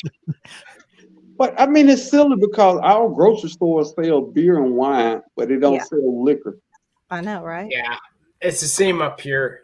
You can go into a gas station, corner store, grocery store, and buy, beer, wine, but you can't buy anything hard. Yeah. But I don't drink liquor, but I mean, I don't see what the difference is. Right. And the Walgreens around here, you're like cattle, right? You go through these turnstiles, and there's a person standing there, and you have to go through this. It's like cordoned off from the rest of the store, and it's inside the store, right? So you have to go through a little turnstile, and there's a person usually standing there, and they make sure, I guess, to make sure that you're legal, as if going to the register wasn't enough because you got to show them your ID anyway. Yeah, they do that in PA. They keep you separate. What it is, they're afraid you're gonna, hawk a mad dog or something, Oh, that's been done. We had a 7-Eleven here that somehow they sold Mad Dog because I knew somebody in high school who did that. Well, in Georgia, eventually they're gonna do away with the drinking limit anyway. You think so? I'm joking, but it's Georgia. Yeah. Hey, the way folks running out of store, I wouldn't imagine them not running out with liquor. Nowadays they running out with boxes of stuff, and folks That's just what stand it there. was. Go ahead. Sorry. No, go ahead. I'm just like, I wouldn't get in the middle of that either. But go ahead. No, GT named it the Mad Dog 2020. The grape flavor. Yeah, he made out with he made the grape flavor. Pulled out the grape flavor. We were all out in high school. Yeah. I wouldn't do that. No, I didn't touch it. I wouldn't advise nobody. Yeah, we don't have them like we've got our liquor in BC here. It's like there is some privatized liquor stores, the government liquor store, and then in a few small chains and stuff like that. But it's not like I can just go to a grocery store. Certain parts in BC, I think there is some places where you can go and buy just some wine and stuff like that. But it's we've got some stupid laws that because it's like our Costco doesn't have a liquor store, and that's usually the cheaper place to get it, because it's like you have to have a certain amount of distance between them and the next liquor store. So ours doesn't have it. It's a bit crazy because we can go into some convenience stores and grocery stores, and basically they sell beer, wine, but we do have the odd grocery store where they are licensed to sell like spirits. So you can go in and buy rum and vodka, but it's because they're very small towns out in the middle of nowhere. Right. It's still cities in Georgia that are called dry. I mean, counties in Georgia that are called dry counties. They don't sell alcohol. Period. Is Minnesota dry? Because she just said there's none of this in Minnesota. Which do you mean, Shawnee? Like, are they dry? Like you a dry state? What? I don't understand. What's the purpose of a dry county? No, you drive next to the next county. Exactly. Yeah, really. Or you go to bootlegger. Oh, you're just pushing tax and business out of the state. Yeah, and that's been an argument for a long time here, Thor, is in Kentucky. There's a lot of counties that would benefit from having those liquor stores because the revenue is off the hook. Yeah. You know? Yeah. Like right up the road from me, it started out as a Shell station. It's run by an Indian family. And and all of a sudden there's like this add-on, and I'm like, I say, hey BJ, what's the add-on for? And he says, oh, we putting in a liquor store. And I said, wow. Really? Oh yeah, it's legal here now. I said, oh wow. I mean, it's all kind of dumb things. Like, me living in Georgia, only a couple years back could you buy alcohol on Sunday. That's right. I remember that. Yep. That's recently. Yep. And then to this day, you can only buy alcohol after 12 o'clock. Like you're gonna get drunk and go to church. But bro, we have that up here depending on each province. Like where I am, we go in for breakfast and we can order a screwdriver for breakfast. You go into the next province and it's like, no, you can't buy alcohol till after 11 a.m. It's like, come on. Yeah. It's like that here, but it's only on Sunday. Yeah. Yeah. No, it's midnight to midnight Sunday. Well, I know for us in 2020, like, you couldn't go to this store because they were, wouldn't let people come in, or you had to order everything online. But those liquor stores, we were going in and I was buying cases, buying all the cans and whatever and bringing it home. So we were, we basically were just drunk in 2020 for the most part. 2020, 2021, we perfected day drinking. Amen. It was like, hey, I should do some gardening, so I would do a little bit of weeding. Oh, got to take a break. Open, lay down, get some sun. Oh, let's do some drunk weeding now. I don't know what that is. Is that a plant or a weed? Damn it. That's right. It was the carrot. Son of a... No. Yeah, when you got a problem when you start putting the stuff you pulled out back in the ground again. Hey, easy now. Indeed. Yeah, not as compost. So look, our church has ashtrays and an insulated cup holders for your beer. Wow. Nice church. Are you joking or no? That would be a way to get people in who don't go to church. That's for sure. Just saying. My church is back here in the woods, so there you go. I know how to get people to go in there. Never mind.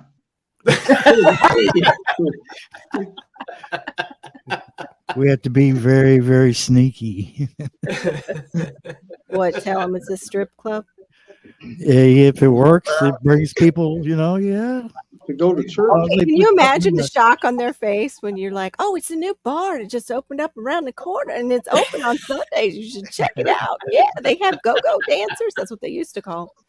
I used to want to be a go-go dancer when I was young. I didn't know there was anything wrong with those girls, dancing on stages. But I mean, who said there was something wrong with those girls?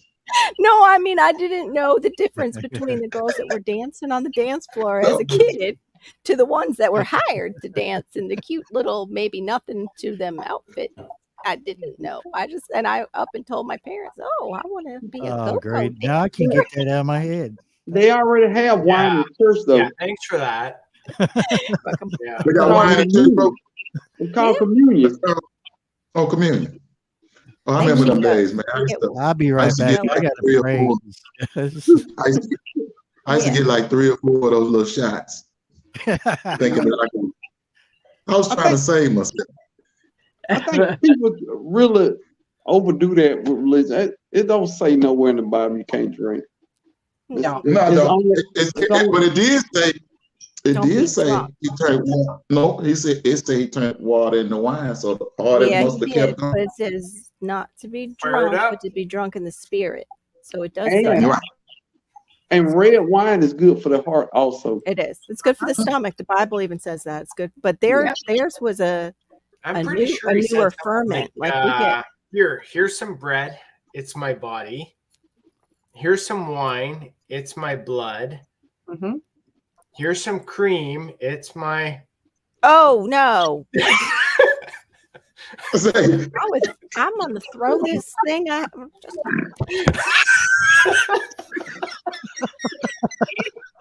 That is not funny. Y'all totally went for that one. Oh yeah. On our souls, please. Oh, it took a minute for that one to kick in. I'm sorry. I couldn't even find the words. I wanted to say hella pause. It caught a minute. Cece, doesn't that freak you out when you do drive by like the alcohol stores though, when they say wine and spirits? And I'm like, right, shaking your head. Of course, it was all the boys that were laughing. That's right. Just the boys. Look, Maureen. Sorry, Storm. Oh, that's right. Laura's like, we didn't see your camera, so I couldn't see you. Hey, it's a little later in Georgia. It's almost 12 now, so I gotta go to bed. But look, I've enjoyed my time. I appreciate the laughs. But don't forget to email me. I got a whole seed bank. I got a whole seed bank. Right. You know that it's going to cost you an arm and a leg to mail anything to me to Canada, right? Arm and a leg? Yeah, it costs you an arm and a leg. It might cost you a fruit tree. No, don't worry about it. I got a guy down the street with 3 arms. I'm just gonna talk to him, and we're gonna work out a deal. All right, just email me. We'll figure it out. I will. All right, David, thanks for coming out. Sunshine, Barry, Thor. Good to see you, dude. Take care, man. And thanks for the tip. I got my paper. That's where I went to go. Was my notebook. Yeah, handy dandy. There's always good gems that we learn when we're on a live with you guys. Yeah, as always. All right, y'all have a good time. I was gonna say don't drink too much, but I don't think nobody drink but Thor. So, all right, yeah. I agree, Homestead. That's true. We all there's some cleansing that needs to be done. Right, ladies and gents. I'm gonna step down as well, and you all have a great evening. Oh, you too. I do have a question for you. I do have a question for you. Hold your thought for Thor, because it was when we were talking about the okra. What are some tips about growing okra? Because I can grow some. They got pretty big this year, but it's like I only get a couple of pods at a time, and it's like it maybe got to about 3 feet, 2.5 feet, 2.5 feet tall, but it would be like I get one. Is it in ground? No, she's a pod. The plant's not in ground. Yeah. I need to put it in the ground, don't I? Mm-hmm. See, Mother Nature's the connection to Mother Nature is nothing like that. I grow mine stuff was in ground. I still had the same problem as she was saying. Oh, GT's saying harvest frequently, which that makes sense. That does. Yeah, but if it's not in a container, if it's in a container, it's probably how big a container as well, because those roots get pretty big. Okay, I think it was what kind of, well, it's about the size of, it was, so a 2.5 gallon pot is what I'm going to say. Like, so it was a pretty low squat pot. Pretty it round. needs to be the roots spread in those okra plants. I mean, okra plants. So that's probably what it is. Do they go deep too? Yeah. And do you have, is your soil, Barry, you don't have no nematodes in your soil, do you? No, I don't believe so. I got them. I'm going to do a short showing my root knot nematodes. They're nasty. They're nasty. Yeah. But I've got mustard planted in the soil right now because they do not like mustard. They don't like French marigolds. That's what you do. Plant mustards down there before you plant your okra. Okay. That's a good tip. Thank you. That answered my question too. They didn't have enough room for the roots, so that answered my question. I appreciate it. Okay. Yeah, they grow deep and they get big roots on them too. They can get real tall, right, David? They can get like you have to have something to support that plant. Right. You have to have something to support that plant. So the roots go deep and they get thick. They get big. Okay. All right. And what about transplanting them? Because I know that, like, again, like I'm in zone 9B, so I try to start them early so that I can let them have, the heat of the summer. But it's like, if they get too big, is transplanting them, is that going to make it where they're just not happy? Well, it shouldn't, but depending on how big the pot is that you have it in a small pot, depending on that, because like I said, the root grow. Yeah. Okay. Yeah, I transplant mine because I hadn't gotten them to. I have a hard time with those seeds, like them, and I don't know why. I've notched them, I've soaked them, so I actually got to start this year of the okra, and they did fine. And they only love heat. They're only gonna come up with heat though. Yeah. Oh, we got that. We got the heat. Right. Like you. If it's cool out, they're not coming up. Okay.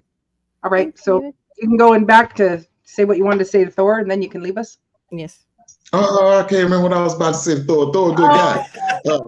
No, Thor, a good guy. I like Thor. Yeah. I like Thor. Yeah. I'm glad I met you. That's what I was gonna say. Thor, I'm glad I met you. You and Barry are the same. I appreciate you all. Oh, I get nothing. Okay, I see. No, you don't get anything. I mean, not, and the only reason you didn't is because I just met these two young men, and I see you every time I come into the room. You dig? Okay. I see you every time I dig. So, okay. Yeah, so make sure you guys all put hashtag Diva so that your channel comes up so that you guys can connect with each other as well and follow each other. You guys all got good stuff. I feel better now. And you all just keep growing. Yes. I'm sorry, Sam. No, I said I didn't know you remembered me, so I'm thank you. I'm grateful. Oh yeah, I remember you. Yes, always. How could I forget you? Oh, thank you. You're the one with ears. No, for real. Yeah, love the ears. Thank you. Right. Well, let's keep growing and teaching somebody to grow. Yeah. And I appreciate you guys. Yeah. Nice meeting every last one. Yeah. Appreciate you too. Thanks for coming up. Thanks for coming up. Yeah. Well, you're welcome. Yeah. Take care. Yeah. So you guys all need to put your links up. You just do hashtag Diva and your channel will come up. And then everybody can find you easy enough. And every time I do that, it wants to bring up your name, your full channel name. And I'm like, backspacing. You have to put the hashtag in front of it. It shouldn't. Oh no, that's right. You can. My autofill is like aggressive. It's like, I'm gonna put her full name in there. What is it? We do hashtag Diva? Yeah. Just type hashtag Diva. And then your channel will just automatically. Oh, good. Yeah. Okay, wait. He did, but he didn't put. David, don't forget the hashtag, honey. If not, I'm good. I'm still subscribed to you, David. All right. Yeah. Hashtag Diva. I was gonna try and figure it out on my computer because the problem is it's all French, so I'm gonna have to jump on my phone and do it because that's in English. Oh, wow. Okay. Yeah. That's pretty cool. No, it's not. No, I mean that I didn't know you not only speak but you read both languages. I don't. Oh, is that from your wife? I moved here like 7 years ago, and I still don't know how to speak French. It's a hard language. Very hard language. Yeah. Let's see if that works. Yeah, there, it worked for you now, Barry. Oh, yeah, look at that. I figured out that you have to use your mouse and press the enter button on the screen.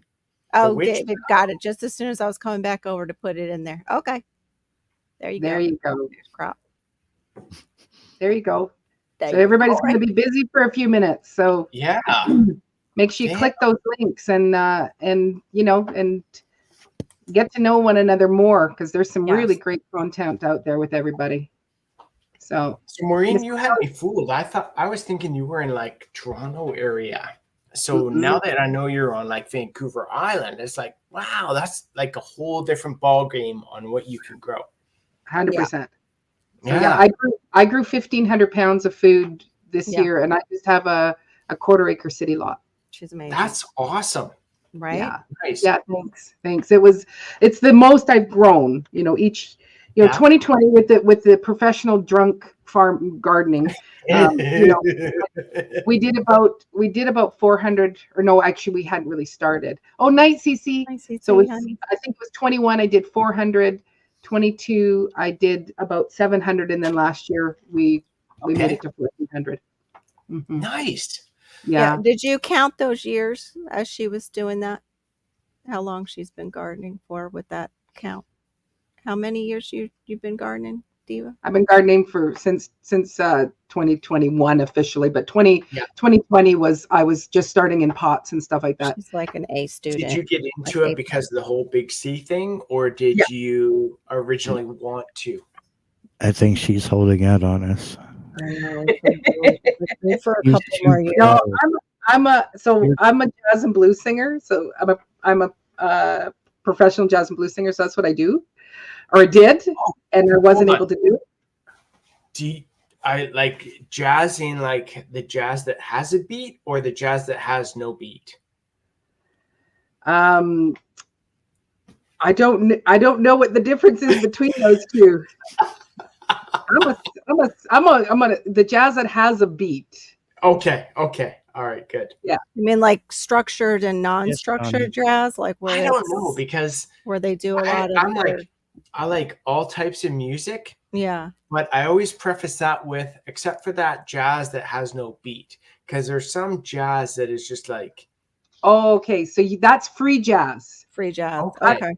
Free jazz. And so what that is that you play whatever you want to play, and Carol plays whatever she wants to play. Barry's going to play whatever, and I'm going to play whatever I want. And we're all just going to play all at the same time. Okay. Oh, yeah. Free form. Yeah, like free form. No, so my dad listened to that all the time. I didn't have any complaint. So you just went. So what you're talking about is when my buddies get together and we're all tanked. That's right. That's free folk or free rock. Okay. all the same. But if I went, no one to talk to, all by myself, no one to walk with, I'm happy on the shelf. Ain't misbehaving, I'm saving all my love for you, just you. I'm just a jazz hands girl. I'm not misbehaving. Can you imagine if you did that? You brought somebody along, and like, you know how they have backup dancers? You had like backup jazz hands people.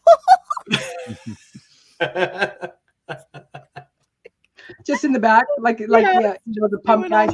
And they don't even like sing. They don't even back up sing for you. They just like, what the? No, and I don't do all old school like I do with my band, my quartet, and they're not mine. Like I hired them, but they're the ones I work with and record with. But I'll do things like Too funny. Sweet Child of Mine, but in a bluesy, whoa, whoa, whoa, whoa, sweet child of mine. Whoa, whoa, whoa, yeah. a sweet love of mine. Wow. I do stuff by the Bee Gees. I do stuff by, like, I'll do modern songs, but have a jazz blues feel to it. Damn. Mm-hmm. So that's what I did, and I taught. I have a studio on my property, a building in the back, which is now my greenhouse, and not to mention she's good at it. Yeah, yeah, sounds like it. Yeah, thanks. Very talented lady. Yeah. So then, so I wasn't able to do that anymore. So I was not into gardening. I had the diva nails and didn't like the soil on my hands and stuff. But you know, you just look at the climate, you know, and you go, I think it might be a good idea to learn how to grow. Yes. And so got backyard chickens and started to learn how to build with my daughter and stuff. Learned pressure canning, how to make cheese. Today I just made, I make and sell, I just started the last 2 months. I make and sell sourdough bread. They're beautiful, Thor. Oh my gosh. Yeah. Once a week. So today was, I did 10 loaves today. I'll show you there if I can. Thor, remind me of your beautiful wife's name. It's slipping out the back door. Yeah, Bridget is very talented too. She does a lot of fiber work and, you know, really talented lady. Yeah. You are too, Thor, but you know, since she's not here, we gotta you got the brawn and the beauty. You got the brawn and the beauty. Yep. Yeah, she's got like all the brains, the talent, the looks. Beauty and the Beast. You got all the pew pews. I just I'm just here for the ride. No. Yeah. So so then Gotcha. Woo! Got you back. Yeah. Didn't even have to say a word, just had to go. Yep. Yep. But yeah, she's incredibly talented. And she's very super creative. Like I've seen some of her crazy creative. Now, did she make her wedding dress? What's that? Did she make what you guys wore on your wedding? Because she sews too, doesn't she? Yeah, so she basically created her entire wedding dress. So she embroidered a bunch of that, sewed a bunch of that. She did have some ladies down in the city where we are help her kind of put it together. Yeah. But it was her brains that imagined it, designed it, wanted created that way. And she added a lot of the sewing, the embroidery, the details. The details onto it. Mine was actually purchased from Ukraine. Oh. So, yeah. Wow. That's cool. Yeah. Cool. So that was beautiful. Your wedding was beautiful. Thank you. I haven't seen that video. You should. Even though we are heathens, I still love you, even though you're heathens. Nobody's of course. Yeah. Exactly. How much land do you have, Thor? We're on 13 acres. So nice. 13 acres. I want to say 3/4 of it is kind of forest. We use part of that for Bridget, again, is trying to create an area where we can hire it out, rent it out for photography, weddings, that kind of stuff. So where we had our wedding outside, that area is still good to go for people who want to use it for outdoor weddings. Cool. There's benches, there's the arch, there's flowers that grow, that sort of thing. The other 1/3 of that is our cows, pigs, chickens, bees, our herbal medicinal gardens, raised bed gardens, that sort of thing. So right. Yeah. So so 7 years ago, were you already an urban, like a farmer where you knew cows, pigs, and all that? So when I started into this journey, I would say there are 3 things that I grew up with that kind of got me into this lifestyle. One was a tornado in the city north of us that got me kind of like thinking, whoa, what did they have to deal with? Yeah. Another was an ice storm that was Quebec, Ontario, Maine, where the power was out for some people for 30 days, where it was like, oh, that kind of sucks. That's very And terrifying. Another situation was a train derailment in the town, a couple towns away from where I lived. And basically they went in, the emergency force, the first responders, fire, police, and said, you have 5 minutes to evacuate, go. And so all those kind of things kind of played a toll on me, saying, you know, we kind of have to get prepared and get ready for anything that might impact our lives in any way. So I've always wanted to have a piece of property where I could kind of put food away, get prepared, grow our own medicine, our own herbs, be able to forage, collect things, raise our own animals, that sort of thing, where we could kind of stock enough food and enough medicine and that kind of thing away to be able to be prepared for any of those things Mother Nature might throw at us. And it's not just Mother Nature in my mind, but if you look at anyone who might lose a job or might face any financial hardship, it's situations like that where if you have something stored away, or if you have medicine put away, or herbs, or, you know, anything that can help get you by that 1 month, 2 month, 3 month hump where you're not 100% of where you need to be, then that really is something that I think everyone needs to be at that position. Sweet though. That's just like so out, like all of a sudden he bursts out. I get it. You need your own space to get freaky. Yeah, that too. In their interesting hot tub. When it really came down to it, I was like, I need a space where I can walk out any door in my house and pee without anyone looking at me. There you go. Yeah, that's where Barry's at. That really I do that. And is if I wake up at any time of the day, or I go out at any time of the day, any door in my house, I need to be able to pee off that porch without anyone looking at me. Free nitrogen. Yeah. Just talking. Yeah. Nitrogen. I mean, I finally got rid of the random visitors. I mean, well, the law did. Thank you. But yeah, I mean, if I had to, yeah, he could do that. If I do that, I have 2-story houses on either side.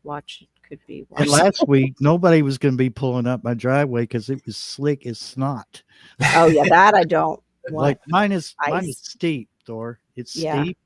It's long. It's gravel. It's dirt, and it's got the runoff from up at the top of the property, which is a ridge. And when all that water runs off that ridge, it goes right down my driveway, and then it's like, you know, a skating rink. Only you don't want to skate on that because sometimes Barry doesn't get packages because they won't come up his drive.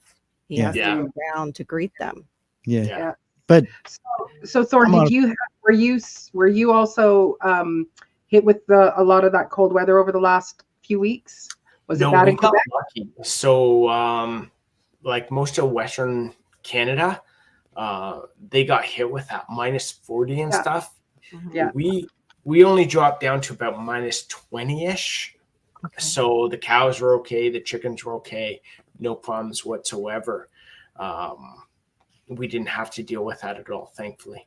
Yeah, I was hearing some people were even having around you were even having like in the +5s where they wouldn't normally. I don't know if it was in Ontario.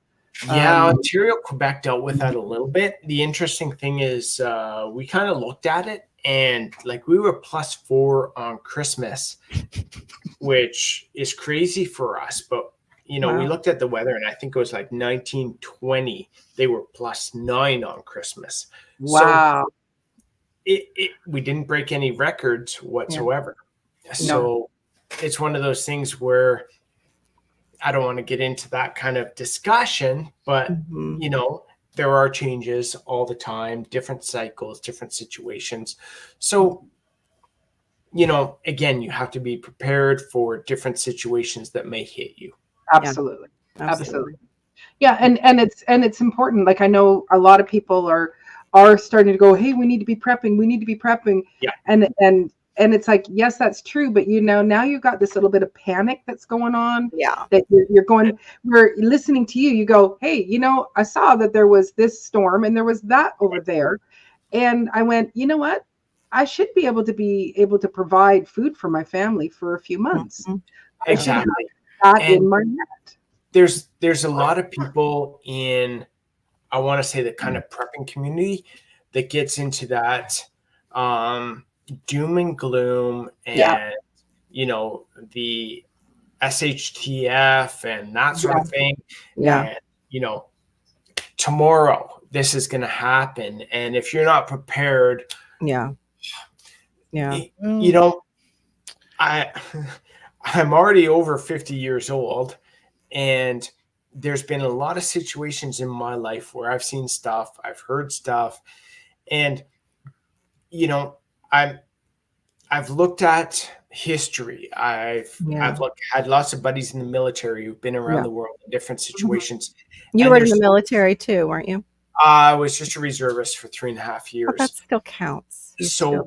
I've had lots of people have input in my kind of thought train.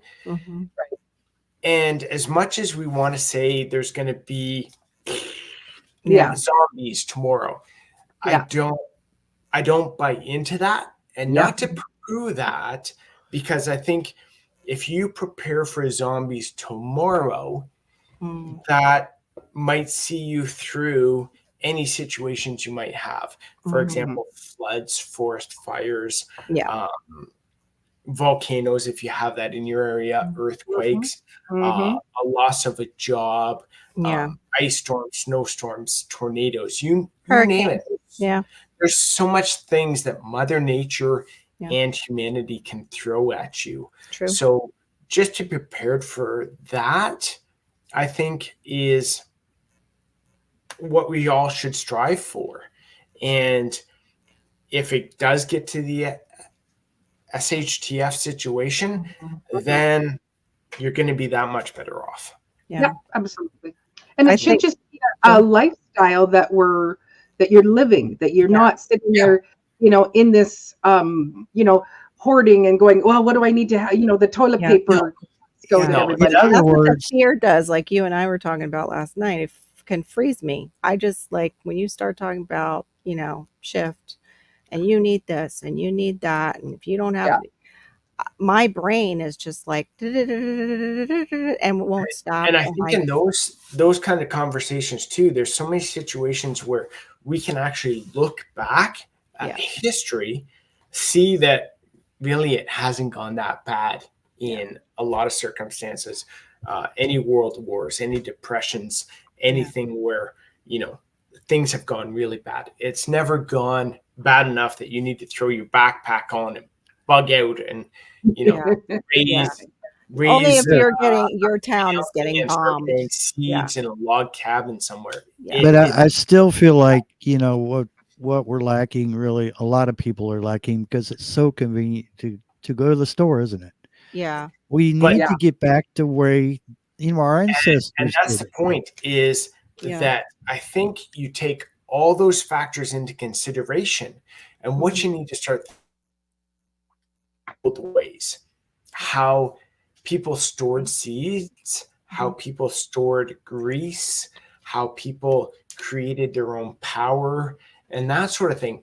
And you need to start learning those lessons from the past and start applying them to now, to start being able to help you better cope with any situations going forward, as well as start cutting your costs, because inflation continues to grow, taxes continue to grow. So anything we can do to better support ourselves, like we make our own soap, we use our pig lard to make our own soap. So stuff like that, where you can take any of those lessons learned in the past and apply them to now to be able to better be self-sufficient, self-reliant, the better off we all are going to be.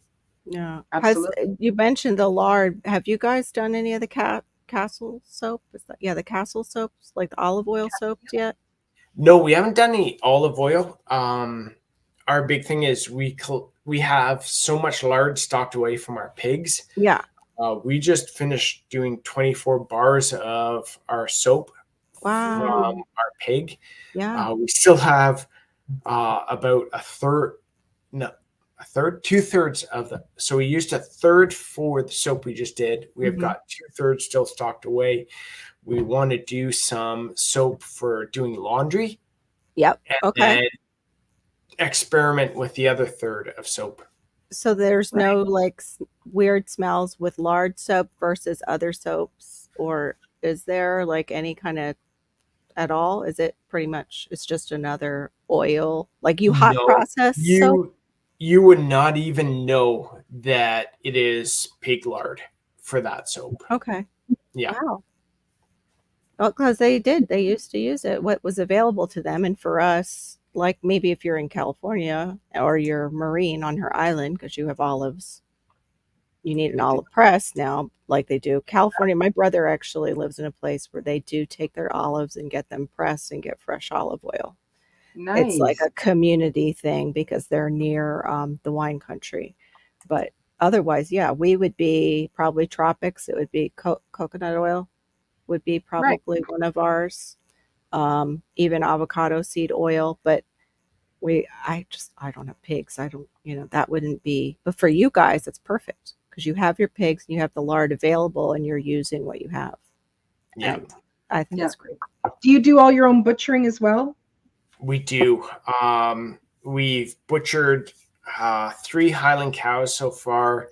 I want to say 8 pigs and probably around 300 chickens. So yeah, we haven't bought meat from the grocery store in almost 4 years. Oh wow, that's amazing. Yeah. That's fantastic. Yeah. I can do taste 100% better than what you buy in the store. Oh yeah. So we do our own ham, we do our own bacon. Our cow provides us all the red meat. The pigs, again, we use almost everything from them. So we do the ham, we do the bacon, we collect all the fat for doing the soap and stuff like that. So have you guys done the lard preserving yet of the meat? Like, how we see the old timers sometimes would do, apart from refrigeration, it was like salt curing. And they also used to somehow submerge it in lard.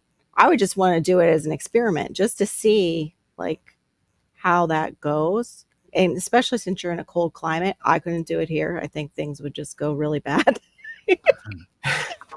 Yeah, we haven't. What we do with most of our stuff is so we'll take the lard and freeze it at the start. Okay. And we'll put it in slow cooker and melt it down into the lard. And then that usually goes into the fridge. And we have 2 fridges, so we keep that in a separate fridge. Yeah. And then from there, we take that and put it into the soap and stuff like that. We also collect the bacon grease. So we'll use the bacon. Yep. Like bacon grease for frying eggs. If we're doing stir fries or our steaks or omelets and all that, we'll use that to put in the frying pan first. Is my signal going in and out? No. No. Thor. He just. Oh, he did. Okay, I wasn't sure.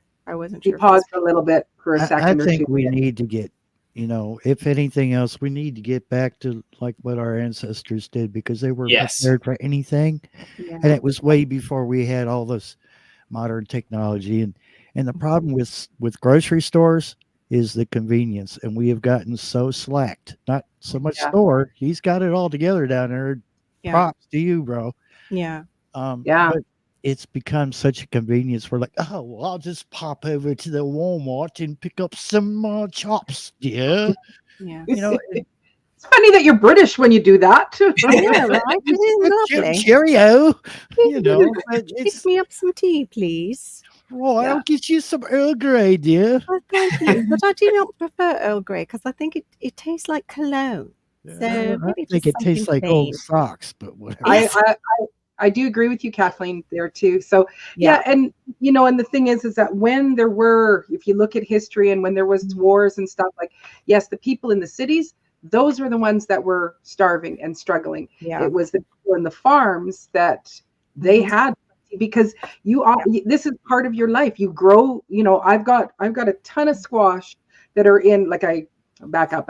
So I took one of my bedrooms and I turned it into a larder. In the wintertime, I just use the window to open and close it to keep it cool. Then in the summer, I do bring in and put in an air conditioner. Oh, a signal drop. Yeah. But, you know, I keep everything cool. So right now in there, I've got a whole ton of squashes. I've got all my pumpkins. I've got my garlic, my potatoes.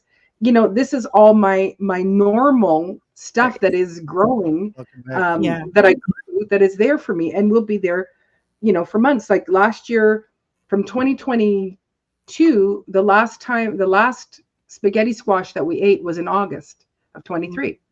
So I have fresh squashes that I will keep all the way up until we use them all. Yeah. You know, and that's just wonder how old the squashes are that you get at the grocery store, because sometimes they do not last that long. And you see how long yours last that you have now, it kind of makes you wonder, like, how old is that I just got for the fall holidays picked up? Well, the difference is that those ones were probably grown in with you know, pesticides, and they're GMO'd, and they're all sorts of those things. Right? Where what we're growing is, you know, you're looking at having heirloom seeds, or you're taking the seeds, like I take the seeds from my squashes, and that's my seed for next year, and beyond anything. So it's like that one meme you see on I don't know if you guys have seen it, but it's like, my 30 million year old Himalayan salt expires next year. Yeah, I saw that. Yeah. Yeah. I wondered about that with the parboiled rice, because they put an expiration date on it, but does parboiled rice like go bad because it's parboiled? Like, I thought there's so much stuff that actually doesn't expire. That's the thing. It's like honey, right? Okay. Like, so, but if I store it, well, do I need anything? Like, because we're in air conditioning like 24/7 down here. That's how we survive, honestly. You know, that's the biggest thing I think that I get worried about. The biggest thing I worry about is we lose power during summer. Yes, you do. Because my blood pressure goes up when the house gets to like 90 degrees. My blood pressure goes up and I get headaches. But that's like what, 250 degrees up here? Sorry, I'm looking at the exchange rate. I love you, Carol, but I mean, you're saying all this while you got a blanket around your shoulders. Dear. This is it's heated too. It's for the fibro, Barry. It's like a heating pad, but I know, but I had to. I look ridiculous. I know. No, you don't. No, it goes with the ears. It's like, you know. You're fuzzy and warm and soft. It'll sound weird. I almost want to pet her. I actually have to get out of this in a second because I am starting to like perspire in my air conditioner. And you guys do have wicked hurricanes that can destroy everything. Like you can have, like, tomorrow you could have nothing, you know, and the house could be down. I believe it was 2006 and we were down for weeks without power. And it was very scary. That was Wilma. And Wilma was the reason I actually wanted to move out of the state, because we faced it and it was like we were not preppers at all then. And we were totally unprepared. Like, I just remember Hannah got sick because she ate something from our fridge or freezer. And then, of course, my nerves made me sick for her because she was sick during this whole thing. And then you worry about your toilets if they're going to be flushing or if you're going to be going outside. And at the time, we lived in townhomes, so everybody could see what everybody is doing. Like, we got to get a house. I'm just going poop. Turn around, please. I'm just taking a poop. Exactly. Just fertilizing the plants, the philodendrons out here. Just look away. Yeah. But I was wondering what you had the land, right, Thor?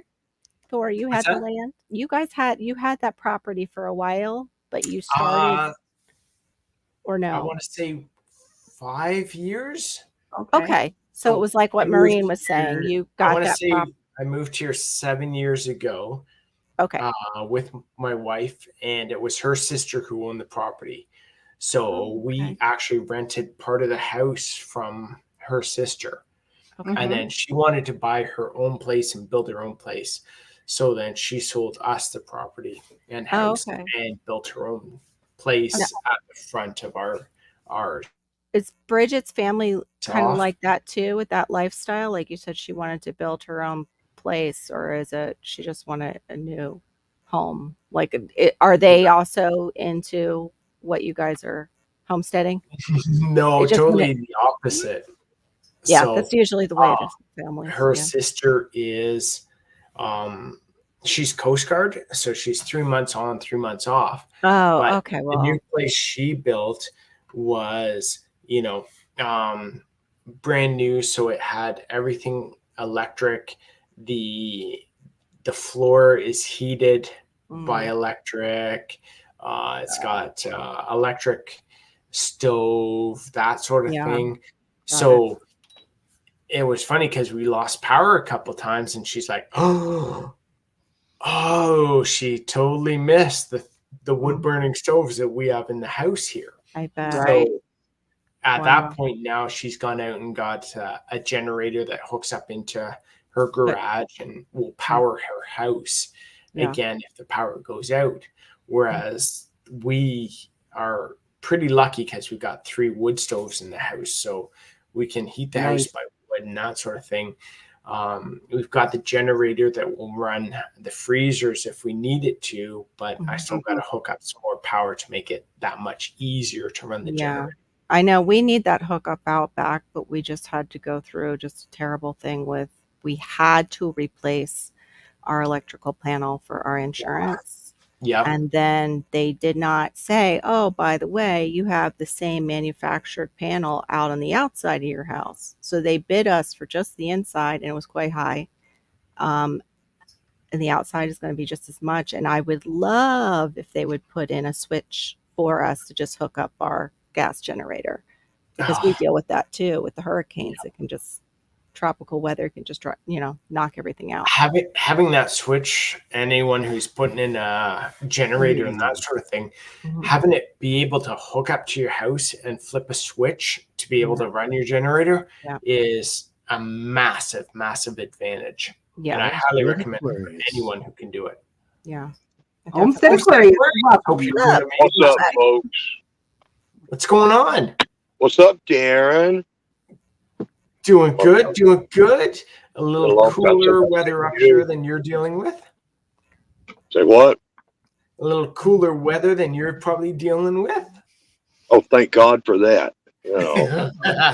No, I'm in the South, son, for a reason. No, I'll keep my fire ants down here. I think Danny pours gasoline on him from deep south. I think that he got so mad at those things one time. I heard him say he finally just poured gasoline down on them. Yeah. That could be why he keeps talking about his land. Is it needs rest and they need to move. Poison. Probably poison, right? Maybe he lights a match and just has fun. Go ahead. Nothing grows after that. Trust me. Right. My teenage self got in trouble for that. Boy, that yard ain't never going to grow back. Whoops. Salting the weeds would be easier, Mom. Y'all killing me up here with all this doom and gloom talk. I'm sitting over here, my prepping self is like, oh my God. Oh, you're talking about my stuff now. Doom and gloom. You're not doing. Aaron's up there in BFE, Canada, in a remote place on his off-grid homestead. I know he's prepared. He's yeah. He ain't got no worries. He's like, oh, we don't need to worry about none of this stuff. Right. I'm just gonna go. I'm just gonna ask you, Thor. What's your address? I'm just gonna see how long it might take me to hitchhike. I'll just hitchhike over if something happens. I know where to go. Google Quebec City. See how long it will take you to get here. That's right. I know how long. I know how many days it takes to drive. It's like I looked at it, and it would be a 12-hour walk under ideal conditions. Yeah. For me to get home from work. Oh my gosh. Him and his wife doing it up there, man. They got the little place, and then he's got woods up there that ain't his. He can count on being a buffer and a food source, foraging area. Hey, maybe I should have said that. Yeah. Wow, it's like they're doing it up there. You just said he's got woods. Privacy. How about that? When we go further, all right. There you go. I don't been going there. Yeah, Most people up naked in the hot tub. You get naked with Did you get what's his bubbles name? in that hot tub yet, Thor? You get naked with Remy. I ain't ever gonna forget that. That could be alive right there unto itself. I Naked, did alive in the hot tub. It was iffy because I was like, I can probably do it. Oops. That first one I did in the hot tub, I was like so careful and not to move too much of, I didn't want to. Did the 8 feet away because you're not gay meme. What? That's a meme. Don't hate me. There's a meme. There's a guy that looks over at a hotel, and there's 2 guys in the hot tub, and he just sings that little rhyme. He's like, they're 8 feet away because they're not gay. That's it's a meme from the kids. You never heard that? Yeah. No. Sorry. No. The funniest one I heard was I'm gonna go away when I was a little bit younger and I was headed into a gay bar with I remember my ex-wife and some others. And she had a friend that was gay, and they took me down to this bar, and it was the first time going into, I think it was the first and last time I went into a bar like that. But I had my boots on, my cowboy hat, and regular kind of clothes that I always wear. And the guy, we walked down in, and there were steps going down in, and there was kind of a desk, and the guy was like, okay, so welcome tonight. The cover charge is this, blah, blah, blah. And the women's washrooms are that way, and the men's washrooms are that way, and cowboys can come this way. And I was like, whoa, whoa, I'm going that way. What was it like? Whatever you do, fine, but there will be no reciprocation. Yes, exactly. That was the advice he gave me. He was like, so if anyone approaches you, here's what you can say is like, you can help yourself, but don't expect anything in return. Yeah, I don't know if I'd even want to extend that olive branch. That would, I was kind of thinking, like, do I really want to say that, or like, I think he wanted to see what would happen to you if you did. Maybe. Yeah. We went when I was much younger. It was when I was still in school. We went to Atlantic City, and I went to a gay bar, and the guy must have been bi because he wanted to dance with me and everything. But I say he must have been bi because his boyfriend got very jealous of me dancing with him and like went over to our friends and was like, you better get that bitch away from my boyfriend. And they were like, Carol, we got to go. And I was like, why? I'm just dancing. They're gay. And they're like, we got to go because this is going to get probably bad if you keep dancing with him.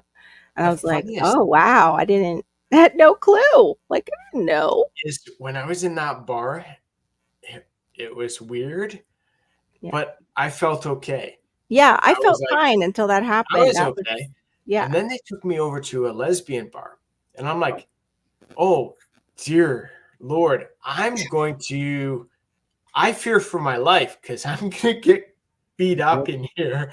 Like there's some women in here that could take me, no problem. Yeah. And Yeah. all right, I better start acting gay because I don't think I'm gonna live through this. If I'm not. They had it was big women. a totally different atmosphere. Yeah. I saw a lot. I saw some of those women pass the Miami firefighters test.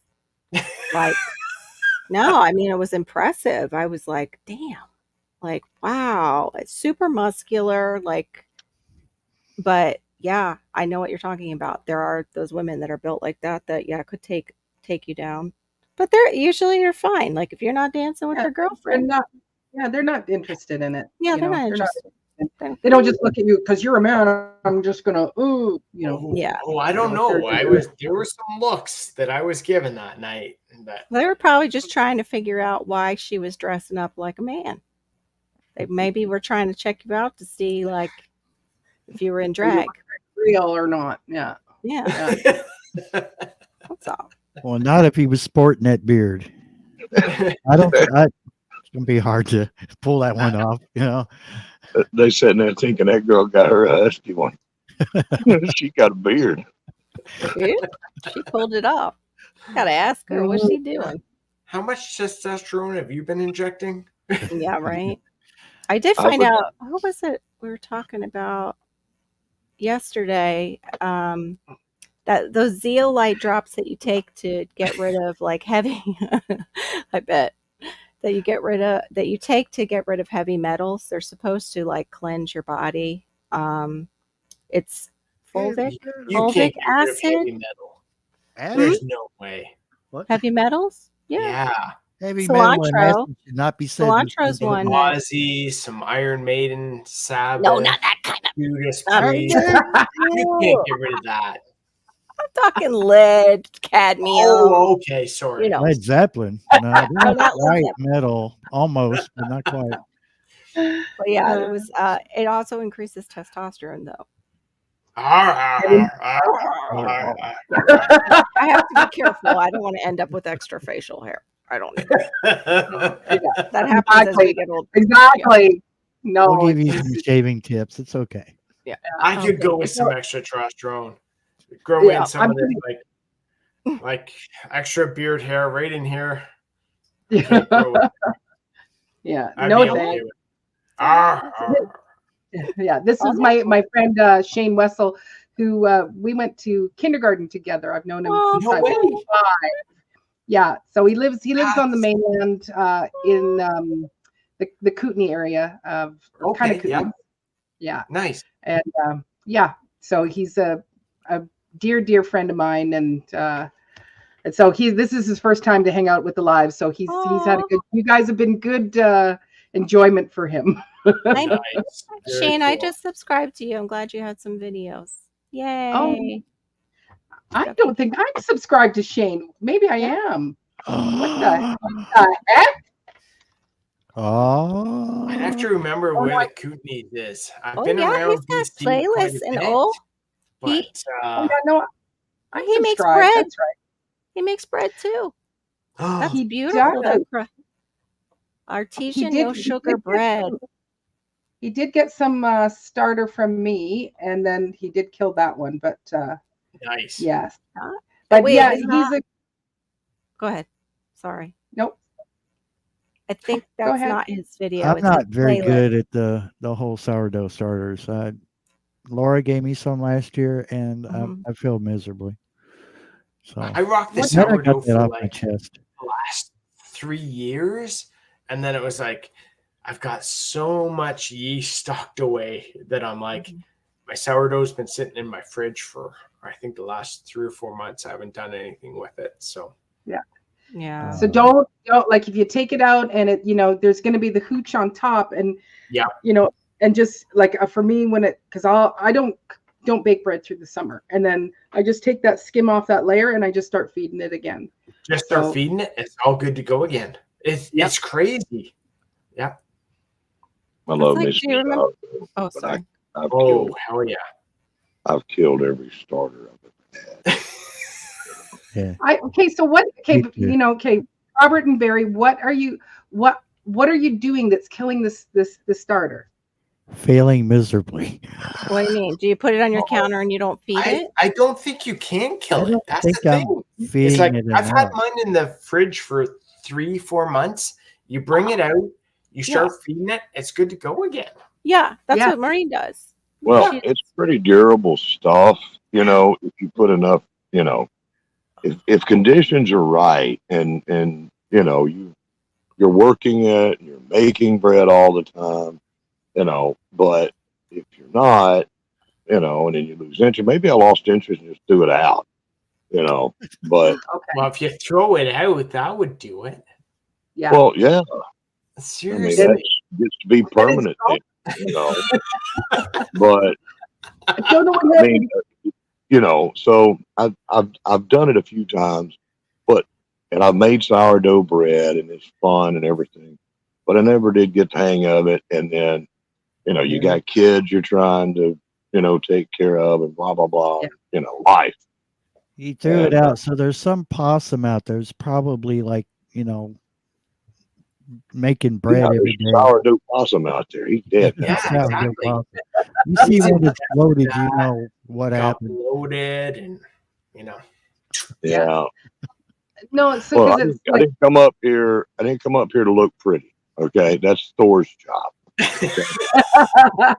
Yeah, now he's taking off the hat and he's slicking the hair. It's like, yeah. I'm flicking my hair back. You know, we're having a bro thing, bro beauty. You know, I got hair to flick over here. All right, look. My Alabama farm life was making me work over here in the dang chat, having to talk. Oh, okay. I know. I saw a little bit of fighting going on. And I said, okay, I'm just gonna go up on panel. I'm here.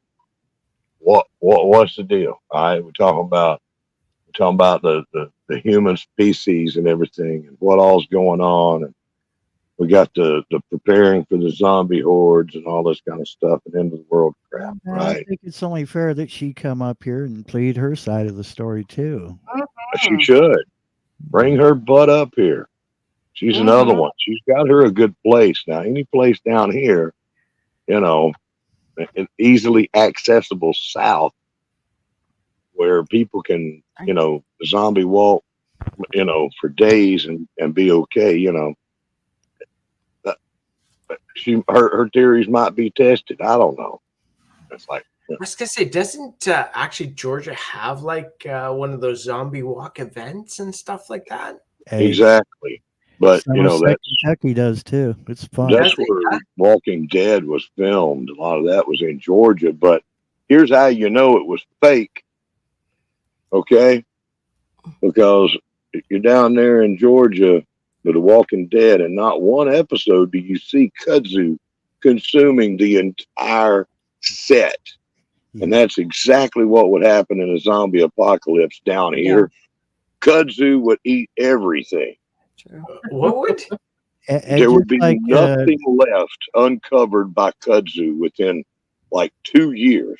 Yeah. Everything would be covered, right? And just like, you know, just so you know, Dukes of Hazzard was not filmed in Hazzard, Kentucky. That was not California, wasn't it? No, it was in Georgia somewhere. Georgia? Really? Yeah. If it's funny because a lot of people think it was filmed down there, and I'm like, how could it have been filmed in Hazzard, Kentucky? There's not a freaking thing down there worth filming. Sorry, folks. I got friends down there, but I'm sorry y'all live down there. Yeah. Well, Atlanta is a major. Oh my gosh, there's kudzu. Yep, that's it. That's another thing. Alabama farm life. It'll just cover. I don't know if she's gone. Hazzard, Kentucky is covered in this stuff. Yeah, it'll cover everything. What is it?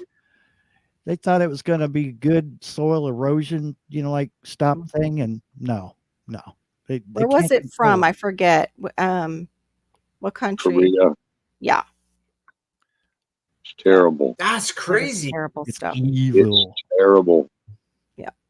Yeah, everybody has privet, you know.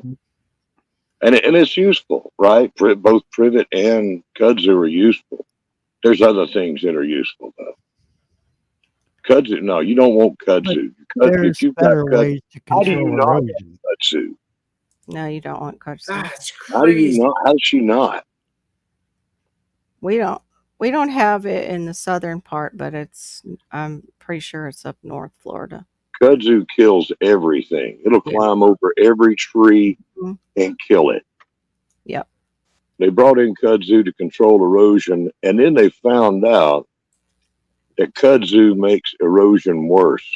Whenever you're driving down the road and you see stuff like that, and you see entire hillsides covered in kudzu, what you don't see are the deep, 12 to 15 foot ravines that are created underneath the kudzu. Right. Yeah. What used to be hillsides underneath that kudzu has been eroded out because there's no roots left but the kudzu to hold anything in place. It rains and all of that erodes out. There's nothing holding in the soil, and it's like canyons all up under there. I don't want privet though either. It says it's toxic to people and toxic to pets. So I go with neither one. Thank you. Don't want either one. And when you have to clear it you have to have the highway department come clear an underpass to let traffic go through. It's a plant you shouldn't have in your town. Privet was brought here by the Europeans as an ornamental, but also it was brought here by the Chinese for its medicinal properties. Really? They use it? Yes. It's a medicinal. Wow. How much? I don't know. And you can eat kudzu. They say, well, if you've got a zombie apocalypse, you want kudzu. Like, hell, you do. You don't. There's other stuff. Yeah. And it don't taste like chicken, Yeah. I think I'd want the maypop definitely over the kudzu because at least you can calm people down with it a little bit. Be like, chill. Maypops are wonderful. And I was calling them passion fruit, but it's passion flower. And then you got passion fruit. Whichever. Yeah, it's okay. Passion fruit. Passifloras. They're from the Passiflora family. Yeah, Passiflora americana. I'm not sure. There's several species. Yeah, I forget the name of the one that is maypop. Yeah, the ones we've got here in the southeastern United States is purple passion flower. Now, the ones that have got down in southern Texas and into South America, those species, some of those contain high levels of cyanide and will kill you. Yeah. But the ones we've got around here are wonderful, and they feed the black swallowtail butterfly and what is the one that is its primary? Gulf fritillary. Yeah, they feed a lot of them. It's almost its dependent food source. And you can eat the pods. You can sit there and eat. I love those things. Once you get them established, they're growing, and then you just cut back what you don't want. It's great stuff. Great stuff. Yeah. It's a Passiflora incarnata is the one that's known as purple passion flower, maypop, purple passion vine. They call it apricot vine. I've never heard that one. Yep. Because I used to call them wild apricots. Oh, okay. But you can't eat that outside, right? No, you don't eat the outside. Yeah. You open it up and you eat the seed pulp. And then you spit the seeds at each other. Exactly. And then they you just wail at each other with the little pods. That's fun too. Or you pop them underneath your feet. That's how they got that name, I think, maypop. From them dropping and people, it pops. That's right. Stepping on it. And you told me that one. That's from you. I didn't know that. It's very impossible to get to your tree stand early in the morning if you've got to walk through a field of those things and be quiet because they're gonna be quite loud underneath your feet. Yeah. Where did they originate from? Passiflora. Where do they originate from? Here. They're they're native species. Native. Oh wow. Native to the Americas. Yeah. It's great stuff. It's distributed through the Southeast, especially from Florida to Texas. Yeah. So all the way across. At least they're native then. Yeah, they're native. They're native, wonderful species. I'm not sure if they'll grow up in Canada. I'm not sure if you've got a species that will grow that far north. I don't know. You have to research that. But the flowers are where they got their name from, or the tea that the Native Americans used to use. It's funny, we can grow anything, just not that long. Yeah. Well, yeah, you can protect them, like you've had stuff in your greenhouse, know. Yeah.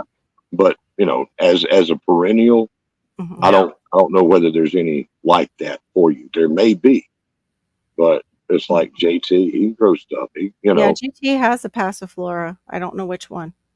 Yeah, he can grow whatever he wants to. It's just a matter of providing enough energy, and warmth to the plants,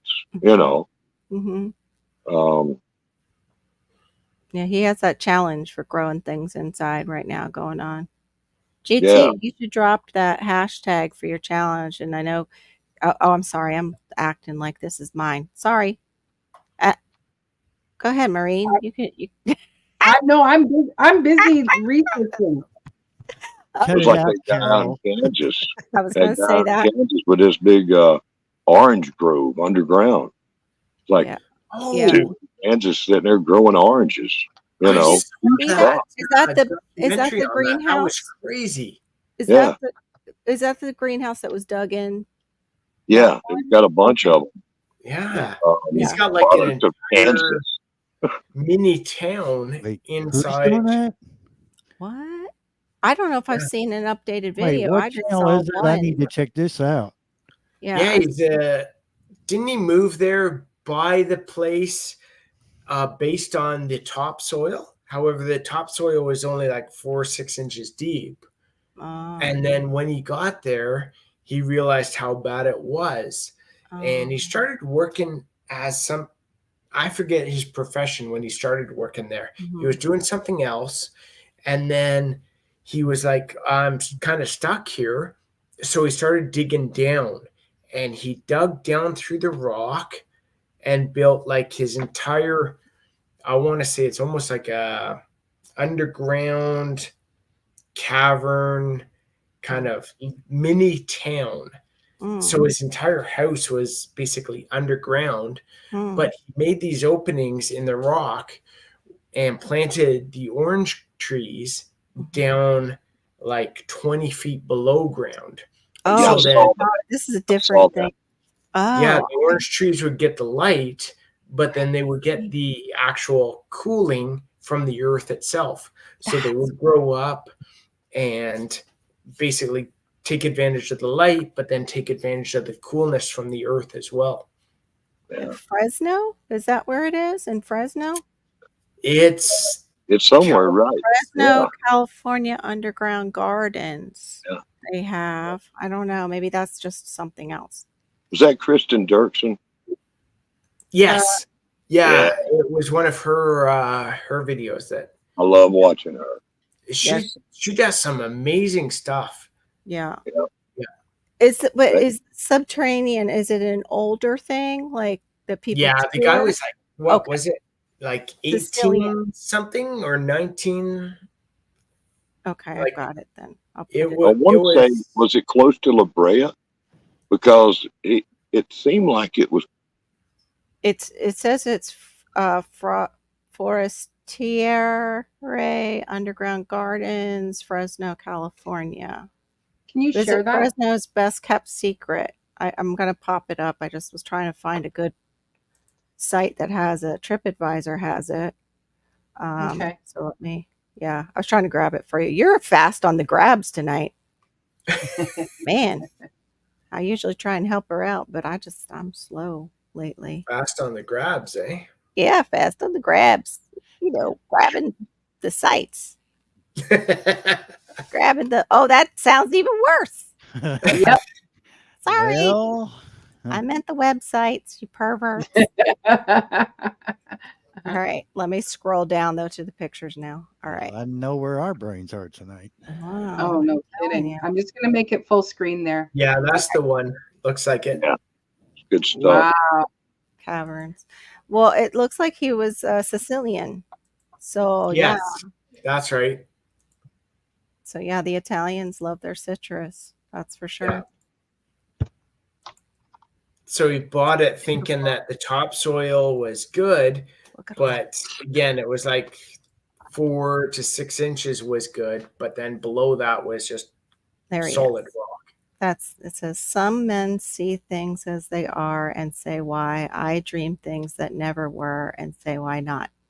That's the saying they have near the man's face. A fitting tribute for, I can't say his name because it's a little messy. It's a man after my own heart right there. Right? It's amazing. I think I like the weird stuff. Yeah. You know? That's a pretty little, really nice. Yeah, oh, that one's still, that one's secret viewing holes. So, if he's in, say, the living room and someone comes down the front hallway, he can see them. Wow. Yeah, some of the vines, it says, let's see, unique fruit producing trees, shrubs, and vines growing underground, some over 90 years old.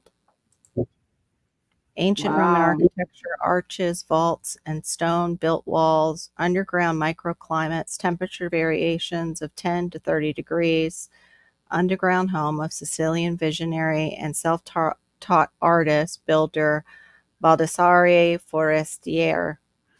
I just probably murdered his name. I think you got pretty good. Forestieri. That sounds better. Forestieri. You got to do the finger thing too.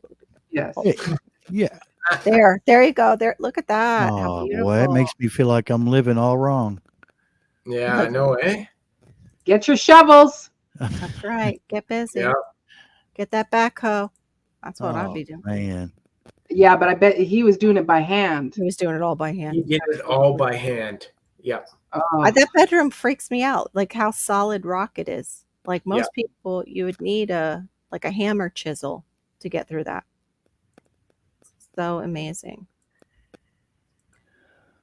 But I mean, did he some of it looks like stacked stone too? So it's not. It's just the way the ground is, and he dug through all of that by hand. Wow. But I mean, I think some of the arches, it looks like he added on and made because they even said Roman architecture. Like here, they have an almost brick archway, like things like that. It looks like he's still. He's still probably. Wow. The trees are still going. They're still going. The ones that he planted. Jedi, I'm living all wrong here. Yeah. Well, it opens your mind to the possibilities. Like. Yeah, it makes you think outside. Just expands your box of what is possible in your location. Yeah. And they do like a little bit of shade because I remember from Pete Canaris was doing a tour and they happened upon this one orange tree that was just in the forest. Beautiful, perfect. Didn't look like it was just picturesque orange tree. A dappled light and like he wouldn't even say where it was. It was a protected kind of area. But yeah, looks like maybe those are apples. Yeah. Wow. Those trees almost look like they might be pomegranate. bonsai. I mean, they're perfect. Pomegranate. Oh wow.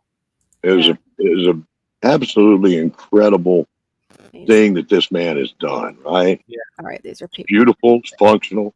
Yeah. It's innovative, and as it turns out, it's also a perfect example of what a man can accomplish when he doesn't get married. All right, I'll be exiting out now. That's on that note. That was, well, I think it was Paul who said that. Like, you probably shouldn't marry if you're not married yet. Well, I know sadly I can't find it, but there was another Italian man who I think he lived in northern Quebec as well, and he wanted to grow. He said he wanted to grow things like that are in Italy. He wanted cherry trees and peach and stuff like that.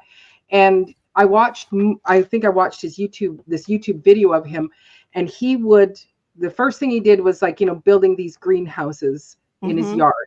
Like, and he's just in a city lot. Then eventually put on a solarium, and so that he could grow things in his house. And it worked sort of, but it still wasn't what he wanted. So then he might have done the underground. So he, made a, kind of a greenhouse underground. Eventually he did find a barn space, and now grows in there, and it's like in ground, and it's like by March, all the cherry blossoms, and he's got his grapes, and he's got his, and it's just fantastic. And it's like, I've been trying to find him again. Him. If that's the guy I'm thinking of, he's down in Montreal, and he built a massive like solarium onto his house, and he was growing tons of citrus fruit. Yeah, let's see. Is it maybe this man? Totally changed his zone. He's from Canada. Growing lemons and limes and possibly even oranges in Canada. Donnie Balzer? No, I don't remember the name. Okay, this is this is white. It's a Whitehorse, Calgary. I think it said. I've looked up this guy as well. Calgary. And but yeah, no, this was, and it was all whoops. Oh shoot. It's okay. I was thinking of getting rid of the picture, the shared picture, and it was Barry. Sorry, Barry. We did it at the same time. I grabbed it, and then you grabbed Barry. Yeah. Oops. And it was gone. It was not easier. But no, I think he was in because it was like this. The winter there was very long, and it was supposed to be somewhere in northern Quebec, and it was absolutely fascinating to watch. And it was hand, or like he did have a backhoe, but it would be like, how many years, like he kept trying, I want to grow these things, so I'm going to try it this way. No, that doesn't work. I'm going to try it this way. And then he did do the solarium, but I can't remember why it wasn't enough, or it wasn't just enough that he wanted to grow. So then, anyway, wow. He ended up getting some old barn, and then they did, like, I think he's put glass on it. So in the summertime, it's going to be able to, get the air and stuff like that. But it's absolutely fascinating and he was married. He did have a wife. And he still did this thing. It is possible. It is possible. A man can build himself his bunker and keep a wife with him. Sometimes where there's a will, there's a way. You do get lucky sometimes, right? Sometimes, yes. It's not just a man, right? Yeah. Women get lucky with the husband that they need, and when you both find each other and you're good for each other, then great things happen. Or he just kept you sedated. What? Kept you sedated with Passiflora. Yep. Yes. Here, dear. That's right. Here's your daily iced tea. No, dear. I don't think the tea tastes off this morning. Gosh, nice. Was it an older farmer? Wait a minute. I just think Well, he was fairly older. Okay. I'll have to look. I'll have to search too with you and see if we can find him.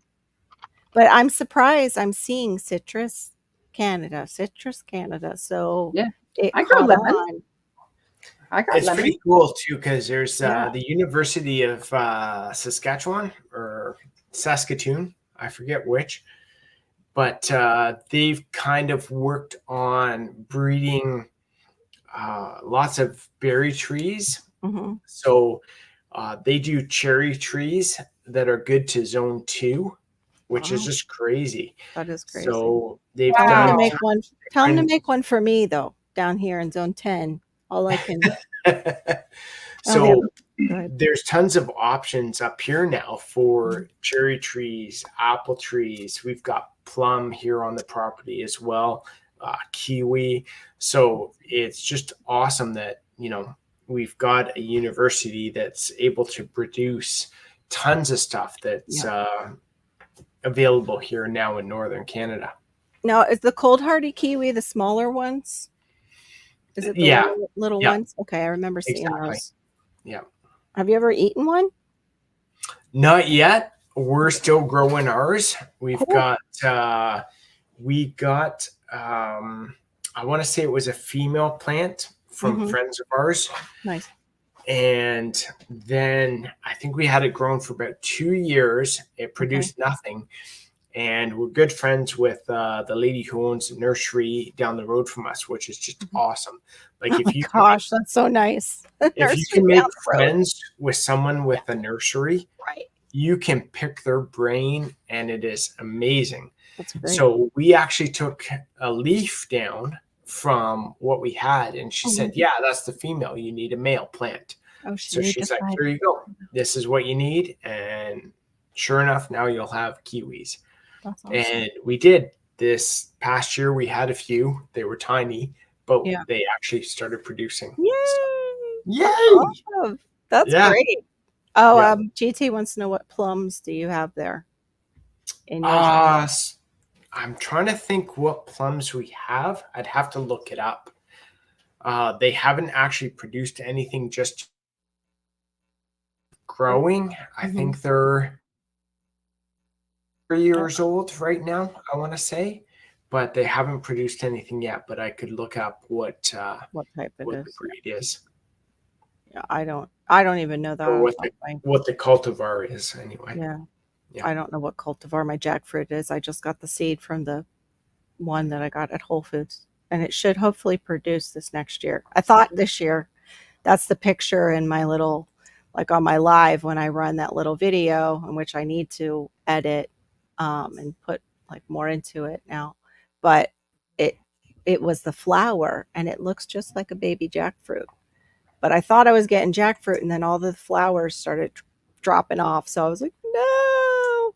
And same thing. I went to the plant sale at my extension office, and it was a nursery owner who told me, he's like, oh, no, that's just the male flowers. It's learning to flower. What'll happen is the female and male flower comes out together in the same, I don't know if that they call that the polycarpus, whatever it is, the covering.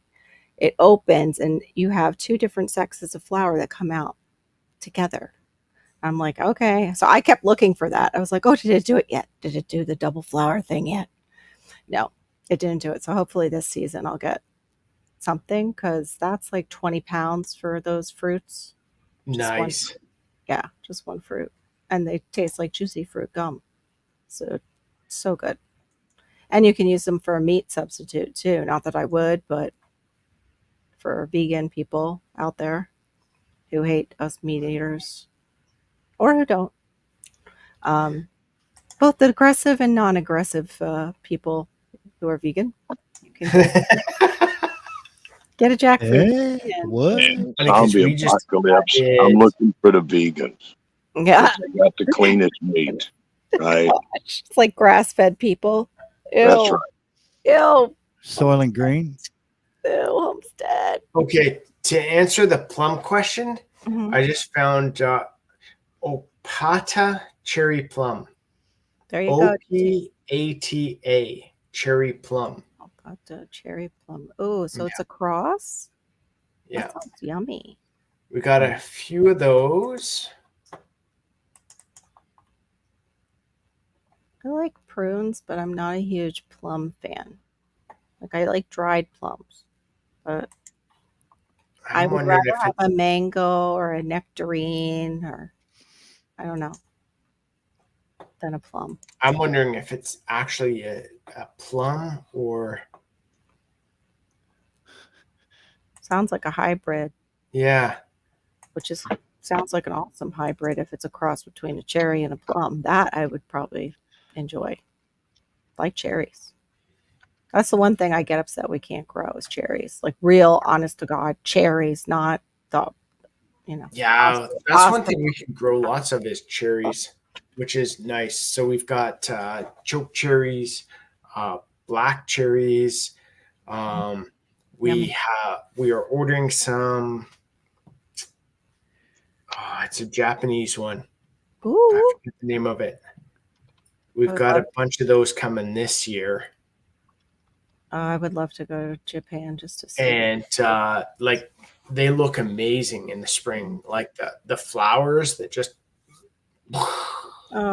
So, yeah, we want to put those out the back to not only to harvest the cherries, but also for the ambiance. Yeah, I was thinking for your open area where people get married, that would be beautiful if you could kind of bonsai them in that area over it. That would be beautiful. Of course, not beautiful if they go into fruit and the bride's walking down and dragging it on her dress. Yeah. Best thing in the world people can do is to plant fruit trees of all kinds.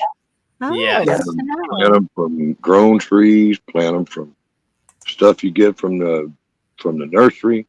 Yeah. And get something that will reproduce from its own seed and grow a bunch of them and give them away. I know the hybrids reproduce from cuttings, like mulberries are great for that. Well, you can't. Well, mulberries, you leave them alone and they've tripled, in a weekend. Yeah. They're like they do great from cuttings and they do great from seeds, but but there's trees you can get out there, all the special hybrids and everything that can only be grown from stock, from cuttings. And those are cool. But when you've got trees that reproduce after their own kind, you have an unlimited food source that you can share, and it just spreads with no special, anything that you've got to do for it. It's easy to do. Trees are hardy, and you can do the other specialty things. I mean, that's it. That's what I do. I used to give a lot of fruit trees away, and that's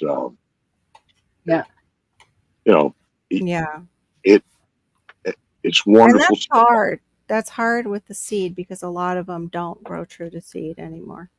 Exactly. It's the best thing in the world. Yeah. Society grows great when old men, plant trees under which they shall never sit. That's how we've got the abundance of what we have. At least good or evil. But, back in the day, humanity and our next generations were insured by people that didn't just think of themselves. It's funny you mentioned that because I've planted 6 Korean pines at the back. I planted them 3 years ago, and I want to say they're like this high. It'll be another 15 years before I can actually harvest the pine nuts from them to be able to do pesto sauce. That'll mean I'm 65, which I doubt I'll make it that long, but you never know, right? No, don't say that over yourself. You can make it that long. I would make it to 50, but I did. So, but like planting those trees, I was like, I might be able to harvest pesto nuts at some time. I might not. So awesome. We'll see. Yeah, and the pine nuts that are true pine nuts only come from certain. Yeah, it's the Korean pine that we planted. We planted 6 of them. So those are the ones that they use for pesto sauce. Wow. What are they growing out in California? Because they grow pine trees out there for pine nuts too. Yeah. Pinyon pines. The Native Americans out there have been eating them. So but Korean pines may be a little bigger and have a little different taste too, But pine nuts have been as a very much a staple food of Native American Indians. Yeah. Well, Oh, the Italians too. Italians get pignoli. They're called pignoli nuts. They used them in a lot of their baked goods. But they don't come from just any pine, do they? No, they don't. That's what I was saying. No, particular. no, exactly. Like we've got tons of pine. Like our entire property is pine, or evergreen pine. But you try and grab the seeds, and they're like tiny. Yeah, so that's awesome. My kiwi that I have is a self-pollinating kiwi, and nice. I did again, it's like it's still, starting to fruit, but it's like I got about a handful of them, again, pretty small, and they're the fuzzy ones, but they, tasted really, really great this year. It was quite surprising, where it was like, wow, it's a great little, pop of delicious flavor. And so I'm really happy to have a self-pollinating one, but can't take it with me. It's in ground here. Next person that gets my house gets to have a kiwi. Nice. That's a good thing. It's crazy because I pulled up the list that our friend down at the nursery sent us, and right in front of me now I've got 2 kiwis, Actinidia. So there's hardy kiwi, which is good to zone 4, and super hardy kiwi fruit, good to zone 3. Wow. Yeah, so it's Actinidia, Actinidia. I'm going to eat my words. It's they talk about the pine nut. The ones that they chose are for commercial. It says, according to Michigan State University, the pine nuts we buy usually come from the stone pine and pinon pine trees because they produce a larger seed that's better for eating and easier to harvest. Oh, wow. Okay. Yeah. Google Korean pine. Okay. See what it says. Yeah. That might be one of them. I don't know. Oh, poo. All these pop-ups. Come on, people. I know you want I know you want your money, but come on. Yeah, right. Give us a break.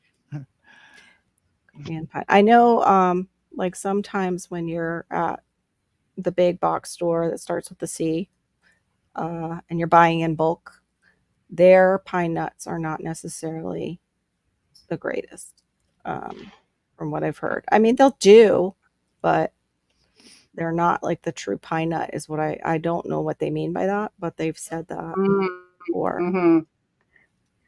Because they're from straight out of China, I guess, and it's not the same pine. I don't know. China. Right. Just about any of them, any pine tree nut, okay, there's probably one that's poisonous out there. I don't know about, okay, possibly. But any of them can be eaten. And they were eaten. The native pine trees, their seeds were gathered and eaten. They weren't, big for commercial purposes. They were for food for people that were trying to survive. Exactly. Yeah. Just like, the maple seeds, little twirly things flying through the air. Those many seeds were very edible. But they're better alternatives. Okay. It's so true. Like same with like the squash. There's the I want to say it's the Canadian crookneck squash and other squashes. There's so many like maples where you can tap the sap. It's like would harvest being yourself, and then there's other ones that are more viable for the commercial market. So they grow maybe faster, or they're easier to pack, or they'll last longer. Or exactly. Exactly. Something like that. That's the same thing with mangoes down here. We have mango season, and if you don't live in Florida, there's some mangoes that you'll never get to taste unless you come here during mango season, because they will not ship well. They'll get all bruised up, or they just will ripen too fast. But it says the Korean pine nuts. The Korean pine. Oh no. Hold on. The tree is native to Eastern Asia. The Korean pine nuts are rich in oils and have been used around the world for centuries for culinary purposes. They are one of the main types of commercial pine nuts available in the world today. Let me see the botanical. Yeah, this is the Coriensis. They have the scientific name, and I think that article said something about the second one was, oh no, that's Pignon. Huh, that's weird. But no, that sounds fantastic. Yeah. So again, it might be 10, 15 more years before I get them, but you know. But you already planted them, so that's the main thing. It's like you could have nothing planted. Wow. Oh, exactly. It's medicinal too. Like besides, they say you can use it says the seeds are edible and the oil extracted from them has nutritional and medicinal properties. The leaves are used for extraction of essential oils. But it says here they did a study that included Korean pine nut oil, which may have an effect against metabolic diseases such as insulin resistance and type 2 diabetes. Oh, wow. Which is a huge thing right now in society. Okay, cool. Yeah, it's a huge thing once you get to like our ages where, for some reason, it's like insulin resistance. Yeah. Florida mango. Aren't they wonderful? Yeah, Kathleen knows. She's had the Florida mangoes during season. Yes, our age. What, 29? Yeah. Yeah. Right. 29. Yeah. 29 and holding for. Hey, my mom said she didn't have any kids above the age 30. I have to believe what mom says. 29. Exactly. Except for 14 years. I don't know. Can't do math. Well, my fifth one is turning 29 in a matter of a week. Wow. So huge. I know. Mine doesn't even want to talk about her birthday already. She's like, no, I'm going to be 26 this year. I got one moving to the UK. I'm just like, wow. Oh, wow. That's a big move. That's a huge move. She's been visiting over there, and now I guess she likes it there, so she's going to move with her boyfriend there. Oh, dear. I'm sorry, fiance.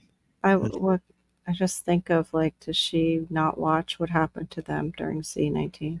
Yeah, well, she's aware. Yeah.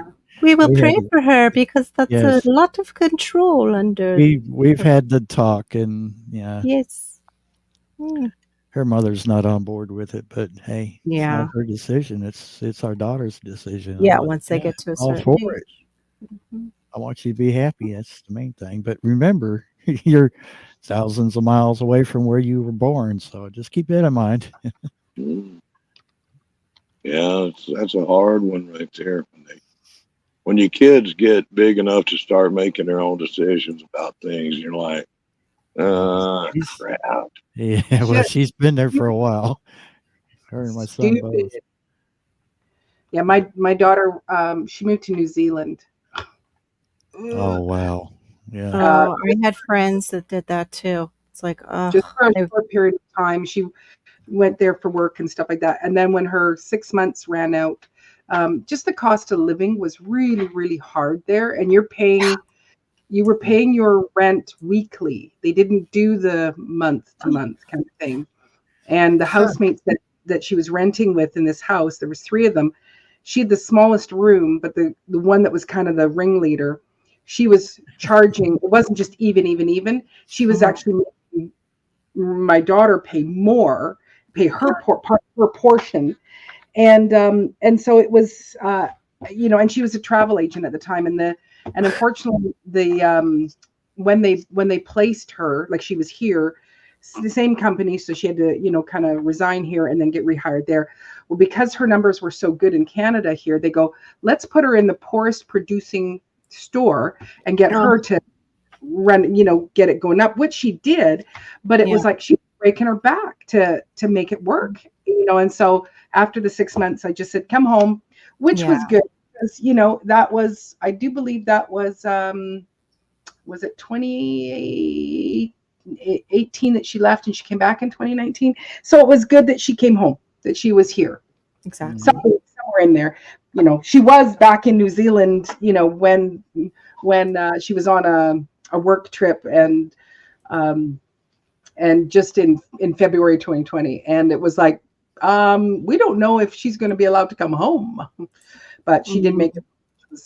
I think they got on one of the last planes that were coming in, her and her coworkers. So, but it was awful when they moved to, like, you go, you might as well move to another planet when they move that far.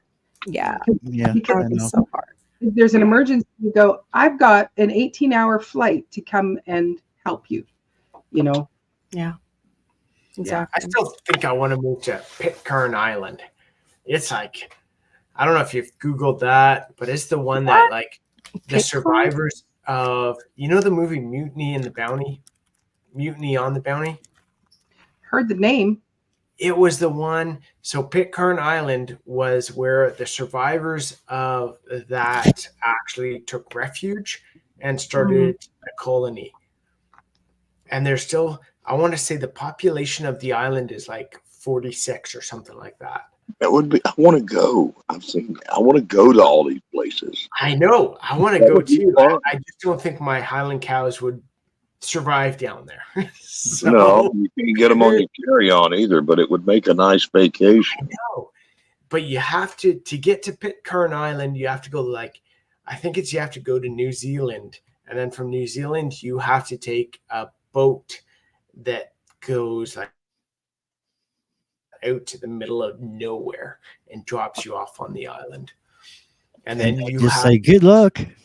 Yeah, and then to have to live there, I think you have to do like a trial period of 6 months, and the inhabitants there have to approve you or not approve you. So yeah, I'm you got to show up there with working hands. If you want to get away from it all, that would be the place to get away from everything. Yeah, that's the one. Pitcairn Islands. So it was the survivors from the actual mutiny on the Bounty that took up refuge there and began a colony. Wow. That's a neat story. And the Botany Bay in Australia, that was a neat story too. So are they considered an independent country, or? It is part of, I'm trying to remember what they're considered, but it is basically its own place. Yeah. I think it's, if I remember correctly, you have to get like a travel visa from New Zealand or something like that. But that makes more sense than Sealand. yes, Sealand's exactly. A disaster. I mean, but once you get there, you have to, again, if you want to live there, you have to do like a trial of 6 months or something, and everyone in the community has to approve you living there, and you have to pitch in, you have to help out. Gorgeous. Yeah. Sorry, I was showing. You never see a hurricane. Yeah. Nope. That would be such a cool place. It's Yeah. like, that's, you know, if you want to be rich and do something, it's like, okay, I'm going to be rich and I'm going to move there for like a year or two, you know, or whatever. Barbados is like that too, where you have to get special permissions, I believe, to settle there if you're not from there. If you don't have blood relations there. Yeah, in most places in the world besides right here, there's dirt underneath your feet. Yeah. You got to be able to prove that you're worth something before they will let you move there. Yeah. Here, it's just, okay. All right. You haven't killed too many people, have you? All right. Okay. There's like one grocery store on the island. No, I haven't killed anybody. Just look at my backyard. Wait, don't look. I forgot. Why do you think I have a manure pile? Right, I've got woods, like 15 acres here. It's like, yeah, don't look back there. It's my endangered species plants over there. Yeah, you can't move. Well, we have lots of islands around Vancouver Island, and there are some you ferry over, but once you get there, there's no cars. There's no driving allowed on them. Oh, wow. Yeah, and like Salt Spring Island, like it's only, I think it's like 20 minutes by ferry from here, and it's it's an island unto itself, and Thunder Island, another one. I think Salt Spring used to even have their own bit of cash system. And there is, like, I do know there's a YouTubers that live on Salt Spring, I believe, and they spent, I think they did a year of, we will live off of only what we can harvest, grow ourselves here. So they did bring in their own chickens and things like that. But is that the young couple? They mostly did. I think that it was like almost 60% of the diet was fish, though. Yeah. Don't get skinny. And then they even went, and they were just young. Like, I think they both worked in the hotel service industry, and they just stopped it all. And like, they would go get the salt. They would go make their own salt from the ocean. And wow, yeah,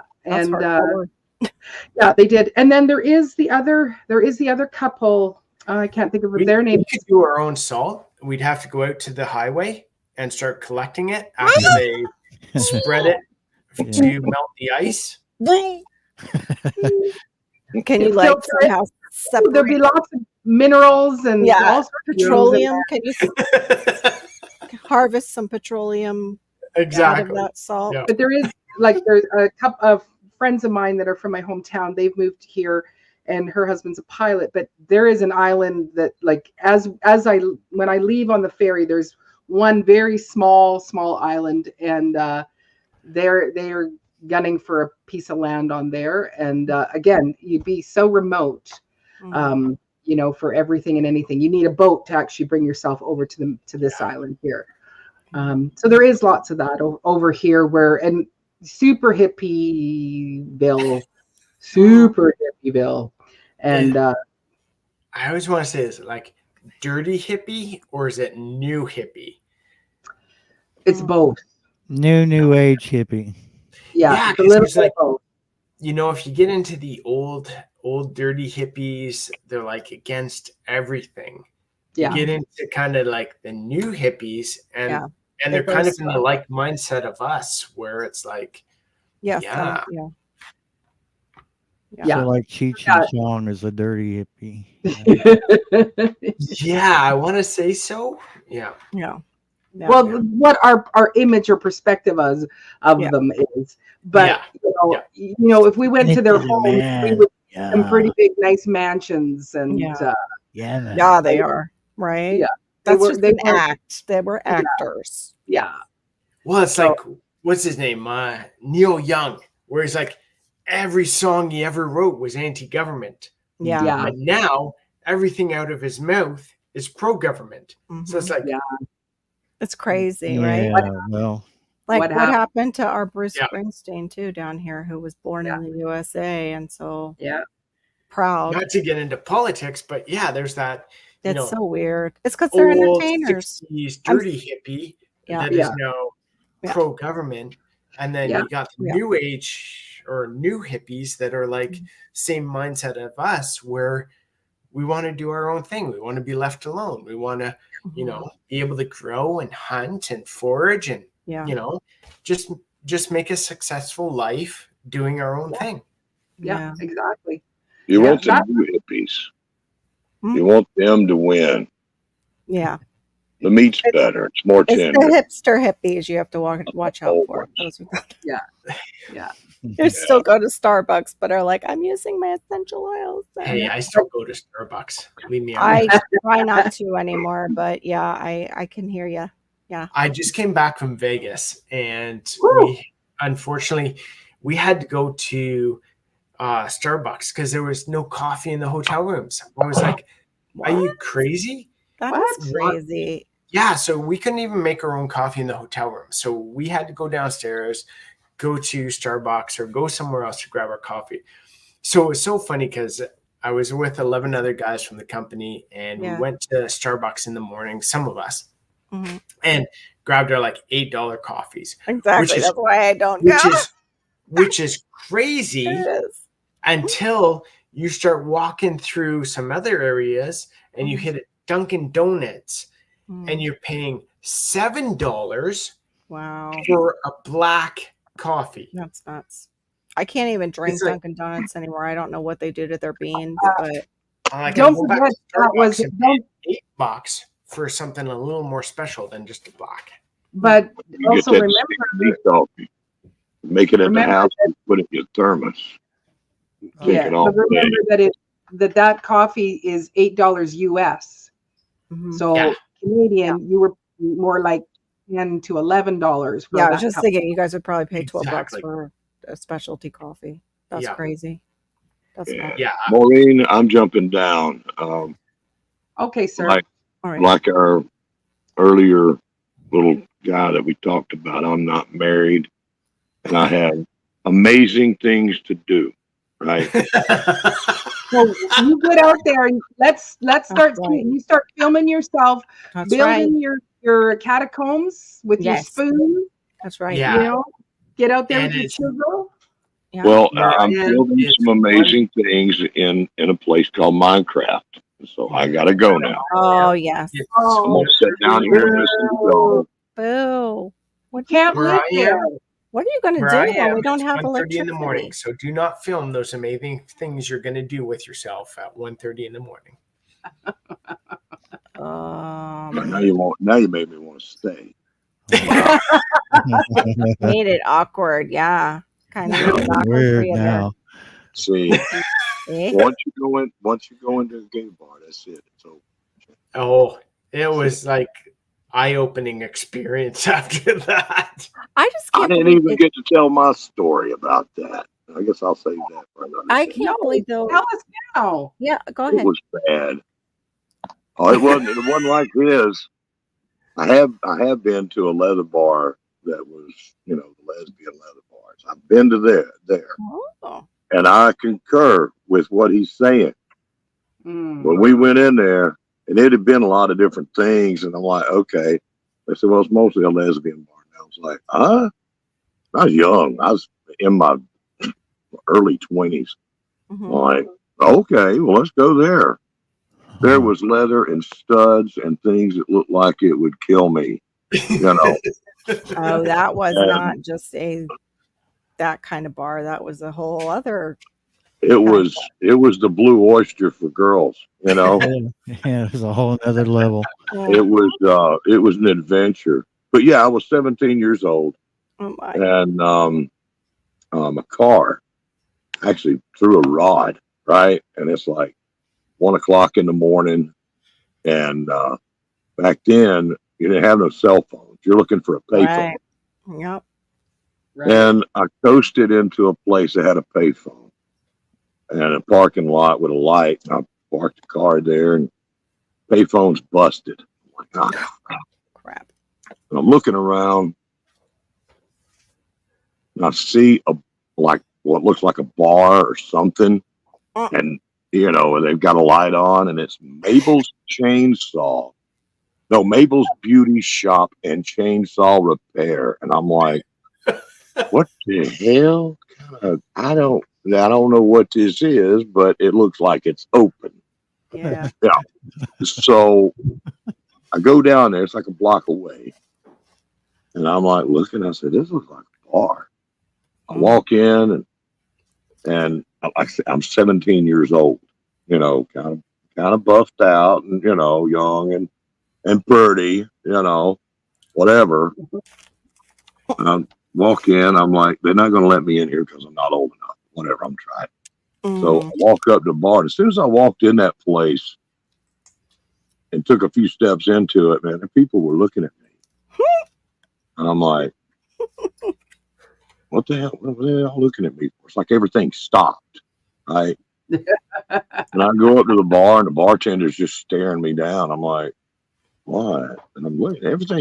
It's weird, It's like it's a bar, but it's something not right, with what I'm seeing with everybody, what I expect a bar to be. I asked the guys, can I use your phone? My car's broke down, right? And he puts the phone up on the bar, and I call and talking to my stepdad, and I said, hey, I'm broke down here in Birmingham. Can you come get me? I was like, hey, Dad. So he says, well, where are you? I said, I'm in Mabel's beauty shop and chainsaw repair. Oh dear. It's a bar of some kind. He said, "You're where?" I told him again. And he's like, "Do you know what kind of place that is?" I looked around. I'm like, okay, see, the guys are sitting with the guys and the girls are all sitting with the girls. I said, yeah, I think I'm starting to get an idea, you know? And I got he said, "I'm coming on my way," you know, and I says, "Okay, thank you." And I got the hell out of there and went back to my car. Oh yeah, that's the big story there. How many times did you look back Abducted at it and shake in your the head? Blue Oyster of Birmingham. You know? Wow. Yeah. So, oh my goodness. Just what a parent wants to hear too over the phone. Yeah. oh yeah, yeah. And he At was least they know you're concerned. It was safe. like, look, dude, you know, they had a phone. Yeah. You know. Yeah. I'm looking for a phone, nothing else. So. Especially a dad. Now he's questioning, like, well, do we need to have a talk, son? Yeah, no, I know they didn't need to have a talk with me because it was clear which way I was pointed. Yeah, which is fine. Like, you know, that's fine. But they were worried about me being a daddy. Oh, the warrior went there. Oh. Yeah, no, it's okay. But anyhow, y'all be good. I'm going to enjoy your chat from the I'm sure the chat area here. Y'all be good. A safe area. Bye bye. Bye. Jedi. Bye, Robert. Night. Good night. Good night. Thanks, Robert. Oh my gosh, that's too much. Oh, that's too much. Yeah, I'm sure he could have gotten a ride home with someone, Keel. You're right. You're right. Exactly. Ouch. Yeah. Yeah. Heard this story. Anyway, that is a funny one. I'm still trying to rent my my suite. It's like I get these little pop-ups of people going, "Is it still available?" And you're like, "Yes, I can show it tomorrow." Is it still available? The only thing is that it is a small place and it's got the one big room. It can hold a queen size bed, fine. The other one is a single bed. But I'm having people like, there's 3 of us, and it's like, there's 3 of you, you know, and you just go, I don't know if the suite can handle 3 people. Like, it's a little galley kitchen, you know. So it's been, so I'm still trying to book people to come view it tomorrow. But I'm now, every time, is it still available? I go, how many people are with you? Yeah. Well, and there's been a couple where it's been, a couple and, 2 kids. And, you go, all right, if you're going to use the 2 bedrooms as bedrooms, then that's, that means there's no living, like, hangout area. You're going to hang out in your room. Okay. The dining area is very small, and my daughter, when she was living in it, she used the 2nd bedroom. That was their living room, and they had a little love seat. They put their TV up in it, so that let you have a space to go away to, But this is where, I'm sorry, you will, unless you go to your rooms, there is no, So, Bob, you're over there. Bob, what's going on? You're in the side chat, Bob. We're over here. You're over there, Bob. That's right. Maureen's answering. I think you're there. I'm not sure, but I'm here. So, Shane, so no, I'm not moving yet. I do want to move to the mainland. That is my goal. She wants to move next to me. Well, you got, there's a lot of privacy over there. So yeah. No, I'm renting out my suite, Shane. Like it's the suite that's beside my house. So, oh, that's nice. You're back for your date night. So you're renting it. You're renting it as like a rental or as a B&B, or no, renting it as a rental. So that they're here for, and it's a good, like, for a single person, it's a great great place. Yeah. You know, I have priced it up high, just because I wanted, you know, if I put it at a reasonable price, I'm going to have everybody and their dog. Yeah. And so it's like I've priced it high, but whoever, like if I have a single person that comes, then it's like, okay, I know you're going to say, hey, I can pay that, but I'm just going to let you know, we're going to drop it down $400. You're not going to pay that much, you know? Yeah. Once you find the person that you would really like to fill that suite, that would be sweet. Yes. My sweet. So yeah, no, I need to rent it out. It's good because you kind of get more professionals in there too. Like exactly. Yeah, that's a good idea, Passamaquoddy. I probably should just say it's a 1 bedroom, because because it's like, it's 3 of us, and you're like, wow, yeah, you know, which it can be done, but you know, but it's people who, you know, they are not necessarily from Canada, so they're used to small spaces. They're okay with that. It's not. It's like it's not like. Yeah, they're like, oh, you know, no, this is good, this is all we need, and like that. But so I have to keep, you know, because you know, February 1st is coming up, and so I really want to get it. And you know, it's like some people, oh, and I have a cat. No, can't have cats. I have chickens, and they free range, and I do not need your cat killing my chickens. And you know, they are my preciouses in place. My precious. Oh. Yeah. Sounds like me and my cats. Yes. Exactly. So I can't move next door to you there, Barry, because you have cats and I have chickens. So never the twain people do that, because there are barn cats that are on properties with chickens. So I wonder how that. What are you doing, Doug? Yeah, it's still iffy. Yeah. They're just that's natural. And same with dogs. Like when I got the chickens, my daughter's dog lived here. Yeah. And so we got them as chicks. So she was around them. And so my chickens, they like when they see her, like they like just like with us, it's like, oh yeah, you know, I don't like you. But they were used to her. Any other dog came into the yard, they went, we don't know what that is, and they would all freak out. And also those dogs would go charging, where she looked at them, especially when they were babies. She would come and go, oh, if they were making noises, she'd like, I need to look after them. What is happening with? She'd look in their little bin. And so, what kind of breed is she? She was German Shepherd crossed with a bulldog. Yeah, I think you said that, the bulldog rang a So bell. I think if you know, I don't know, but it's like if you start them out when they're young, but you know, but with cats, I don't think there's you know, always that risk. It's innate in them. Yeah, you know, our little dog is little, but she's a birder. She's the one that I was trying to help that fledgling that's on my little video too, that was on our window and in that picture. And boy, she came right around and had it in her mouth in like a second. Like when it went down on the ground from the windowsill. I was like, drop it. And thankfully she did. But I mean, she snuck around that corner so fast. I was like, dang, you're a really good hunter. I didn't know. And you're a little peewee at 10 pounds. But she would watch our birds, and it used to make me a little bit nervous. She would just be kind of fixated on them sometimes. Would you sit still, please? Yeah. Like, nope.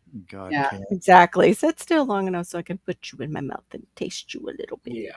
Yeah. We don't really trust our Basset Hound with the chickens. We're pretty sure he might have killed 1 or 2, but we're not positive. But you know, he will help round them up if needed, and we're pretty sure he's from the coop when it's been open. So yeah, that's hard. Here's Bob. What's going on? Bada bing, bada bing, boom. Hey, Bob, you're right. he's the Scare Force. You're there. I'm living dangerously. Look at him all spiffy. It's Spiffy Bob with the hair done and the fancy little new clothes on. Yeah, living dangerously. Date night Bob. Yeah, boy, dapper Bob there. There was a couple of good live bands at this casino. So wife goes, oh, I'm going to get off early. I made arrangements. Let's go. Okay. So we get there and we're standing in line to get in. It's all no cover charge because it's a casino. 4 Filipinos ladies that showed up that we know them, and cool. Yeah, I'm living dangerously because they said get a big table, we'll join you, and it's like, honey, it's first come first serve. You better get in line now. Well, yeah. So I said, we found a table for 4. The 2 other chairs disappeared. So later on, they showed up, and then some of those women grabbed chairs, and I got up to go have a cigarette, and one of the women jumped in my chair, and I came back later, and I threw my arm around her and tried to sit in her lap. So she got the message, yeah. And no. At first, she went, "Oh," and then she looked at me and went, smiled. Oh, and I went, "Oh shit! I gotta get out of here." It was a fun night. Hell of a night, man. Oh, good for you guys. She did. Oh, wife's right there. She knew how to fix you. She was like, "Oh, I'm Lord have mercy, game, on the edge." Laid it right back at you. Had a great night out. But good. Nice. The crap would have been slapped out of me twice. I would have had to walk out on a stretcher. Yeah. Dapper Bob over there. He's got women draped all over him. It's got to be the hair. Yep.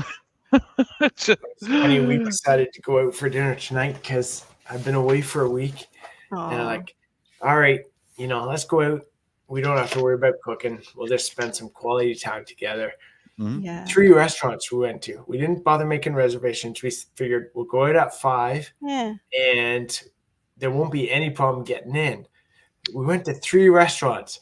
All were booked up because of hockey tournament in our little town. So it's like, finally, the 4th restaurant, we're like, okay, they'll fit us in, but we were on a time limit. And it's like, oh, man. So just keep fast. Yeah.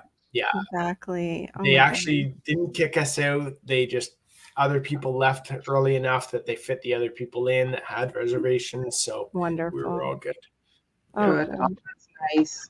I was going to say, when you went to Vegas, it's hard to believe that in Vegas, where people drink a lot and wake up a little hungover, that they didn't have a coffee maker in the darn room for you guys. It's crazy. That would be my first write up on their. The crazy thing is they have coffee cups, like the paper coffee cups or the wax coffee cups. They're all stacked up, but no coffee maker, no coffee, nothing. So it's really, like, are you kidding me? Wow. So, that's messed up. You guys ask at the front that maybe you have to ask for it. Yeah, like a coffee bar or something. I don't know. What hotel were you at? Harris. So I'm pretty sure if we had stayed at maybe, Venetian or MGM, they probably would have had something, but no, nothing at Harris. So probably would have charged you extra for it. I've never been, so I don't even know what the hotel. Last time we went to Las Vegas, we stayed at the Circa. It's right on Freaky Fremont Street. Perfect for me because I'm a freak. Yeah. Bob loves Fremont Street. I love it because it's so full of losers and freaks like me. True, Q. True. People take them. Our first night there, my wife don't like the smell of weed, and there's weed in the street on Fremont Street everywhere. And so she came down the strip anywhere. And she came down through the casino to meet me outside. We're going to get together and eat. And she goes, "Hun, ledge dancers in the casino." Oh my God. On all the tables, they had these college age hotties up there dancing in mini skirts. Oh, please, Lord, don't let this end. Oh, Lord. Yeah, I can see why we haven't been to Vegas. Fremont Street is not your crowd, Carol. It's not my husband's either. Mine. Yeah, he would know. I'll stay here in slow living easy living Kentucky. Thank you. Yeah. I love it. I love being around the freaks, man, because I'm secretly a freak. I'm a nonconformist, you know. It's not a secret, Bob. That's not a secret. Oh, okay. That's a fact. That's a fact. I mean, That's true. Yeah, I couldn't wait to get home. Hey, Bob, just watch it with the Fire Stick because it can't be on the screen. Oh, okay. Yeah. There we go. Yeah. So you can enjoy it and still chat with it. Yeah. You know. Yeah. Stupidest rule that they made, but that really, it's like they had to make it for the other sticks that are. Oh, yeah. The green sticks. Yeah. But I see them roll on lives all the time, so I don't know what the difference is. Yeah. Well, it just might be that, like, I'm not monetized yet, but it's like I just don't want to have anything where they go, oh, that was going on, la la la, you know. Yeah. I don't think it's fair. I mean, does demonetized people get special treatment? I don't think that would be right. No, she means she might not get looked at, but still. Smoking. Well, I'm saying though, I've seen people roll stuff. You don't know what they're rolling, and they smoke right on camera. Yeah. Like, wait a minute. Some people get away with It'll it. probably get your live unlisted or not unlisted. I forget what they call it, but it's like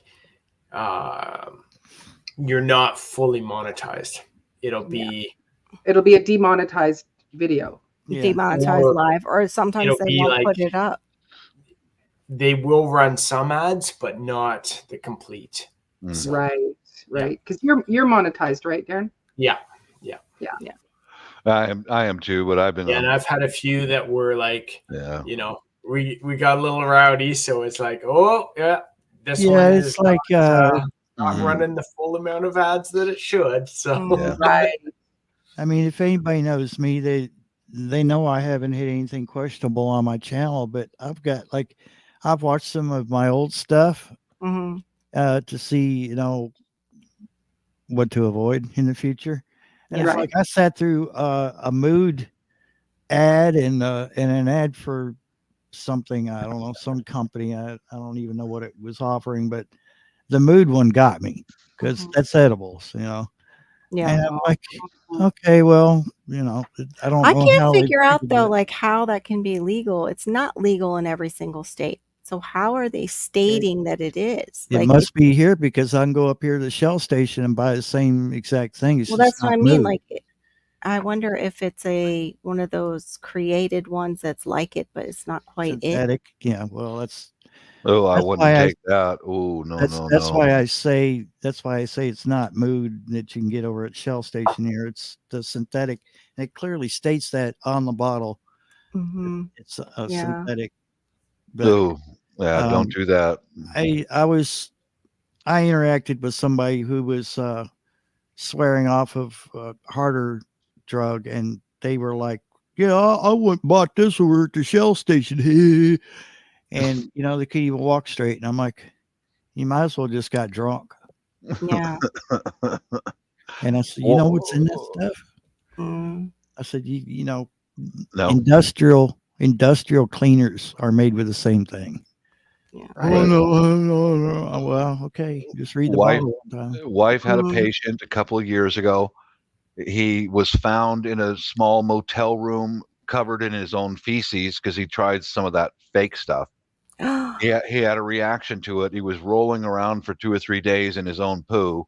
And when the wife came in, he was 4-point leather restraints in a coma. They had to put him in a coma. And because he was gone. Yeah. You know, his body couldn't handle it, and it just, you know, he left the earth, and you know, still alive and breathing. Just so don't touch that chemical stuff. Oh, baby, don't touch it. My Alabama farm life. Have a good night. Thanks for joining us. Oh, good night, Kathleen. Night, Kathleen. Yeah.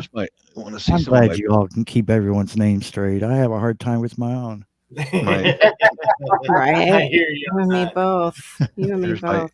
My indoor plant food. I've been streamlining a process. Awesome. Oh, I think I've got it all worked out. It looks perfect.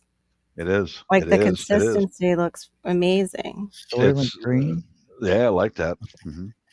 It's just made out of house cats, Barry. Yeah. Yeah. Oh, Yeah.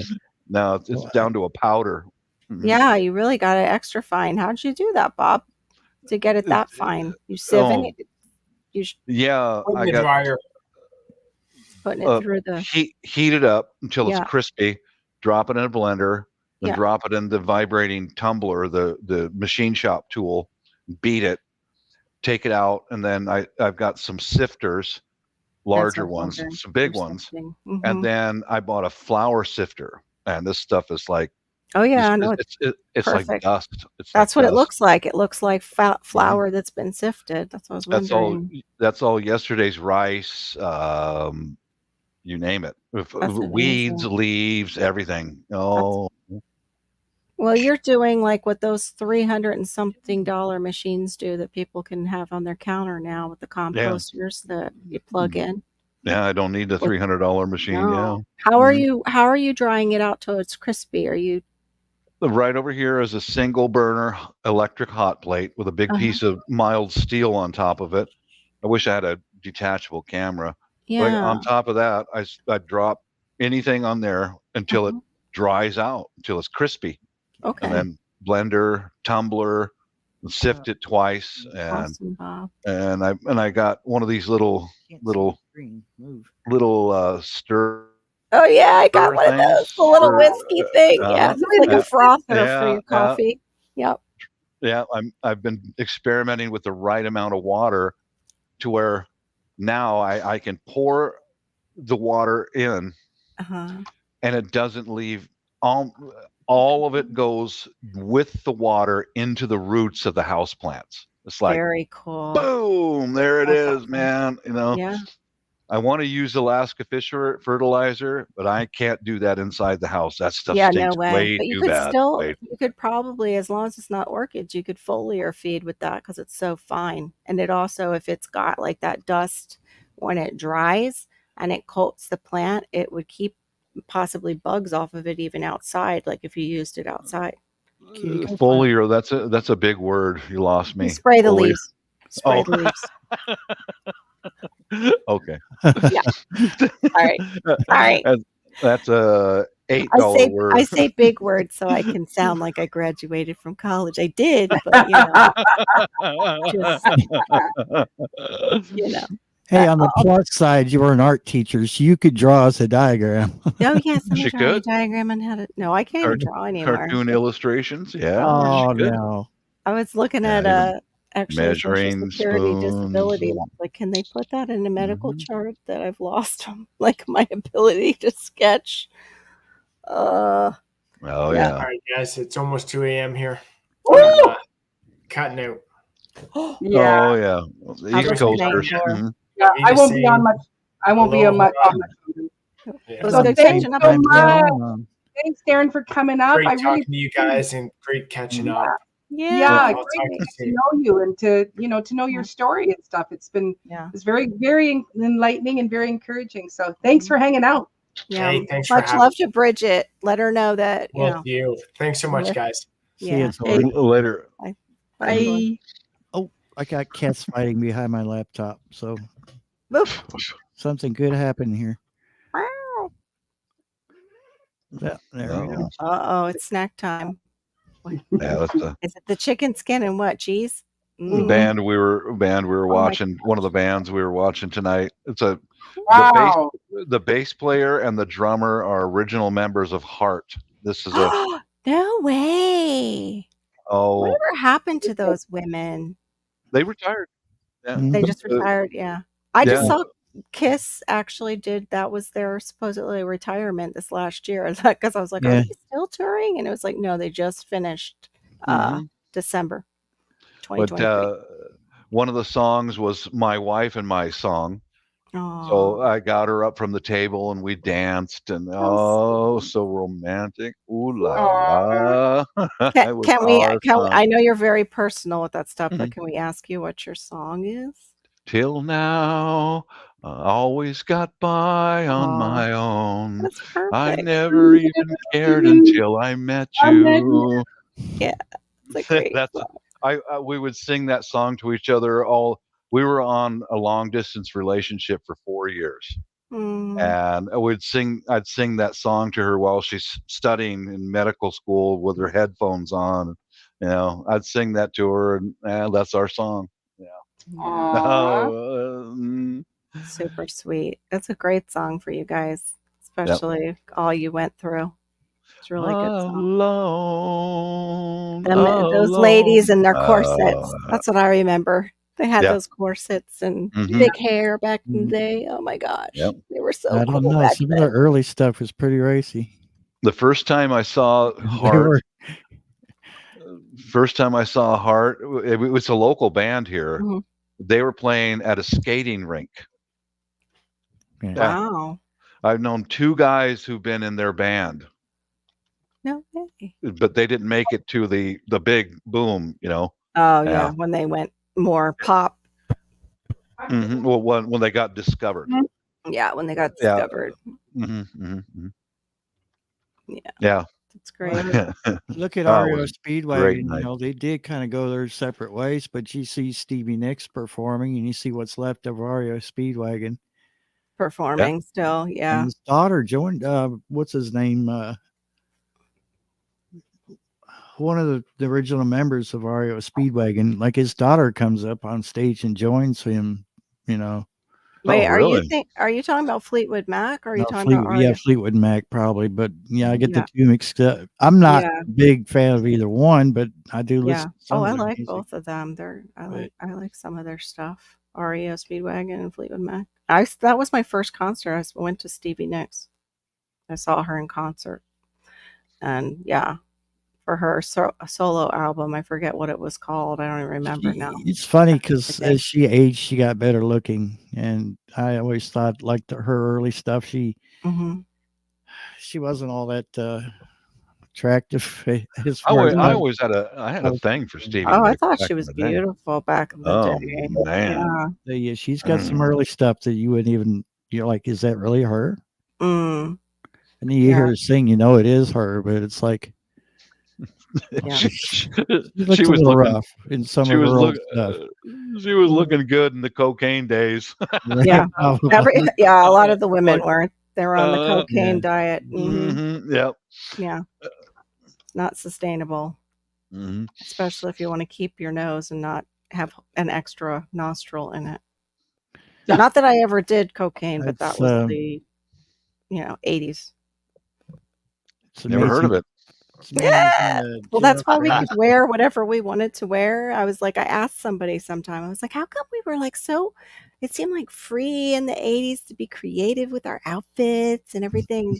And they were like, because everybody was on cocaine and nobody cared about anybody.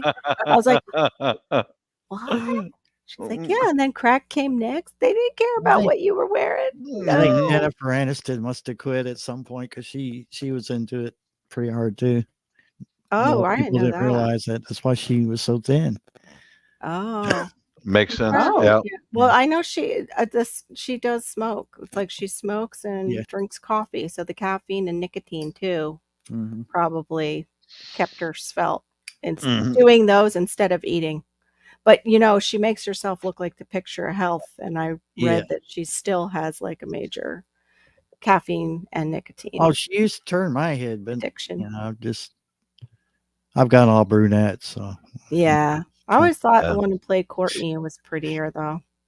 She was, and I knew some lesbians that thought the same thing. They're like, "Yeah, Jennifer's okay, but Courtney was just, gorgeous. She was just absolutely beautiful." Actually, Phoebe wasn't bad looking either. No, Phoebe was really pretty. Yeah, she played that character so well too. Like, was it Smelly Cat? Yeah. Her song, Smelly Cat. Oh my gosh. Yeah. Yeah, we sing it all the time for whatever is happening. If it's the dog, smelly dog, what are they feeding you? Too much. That's awesome.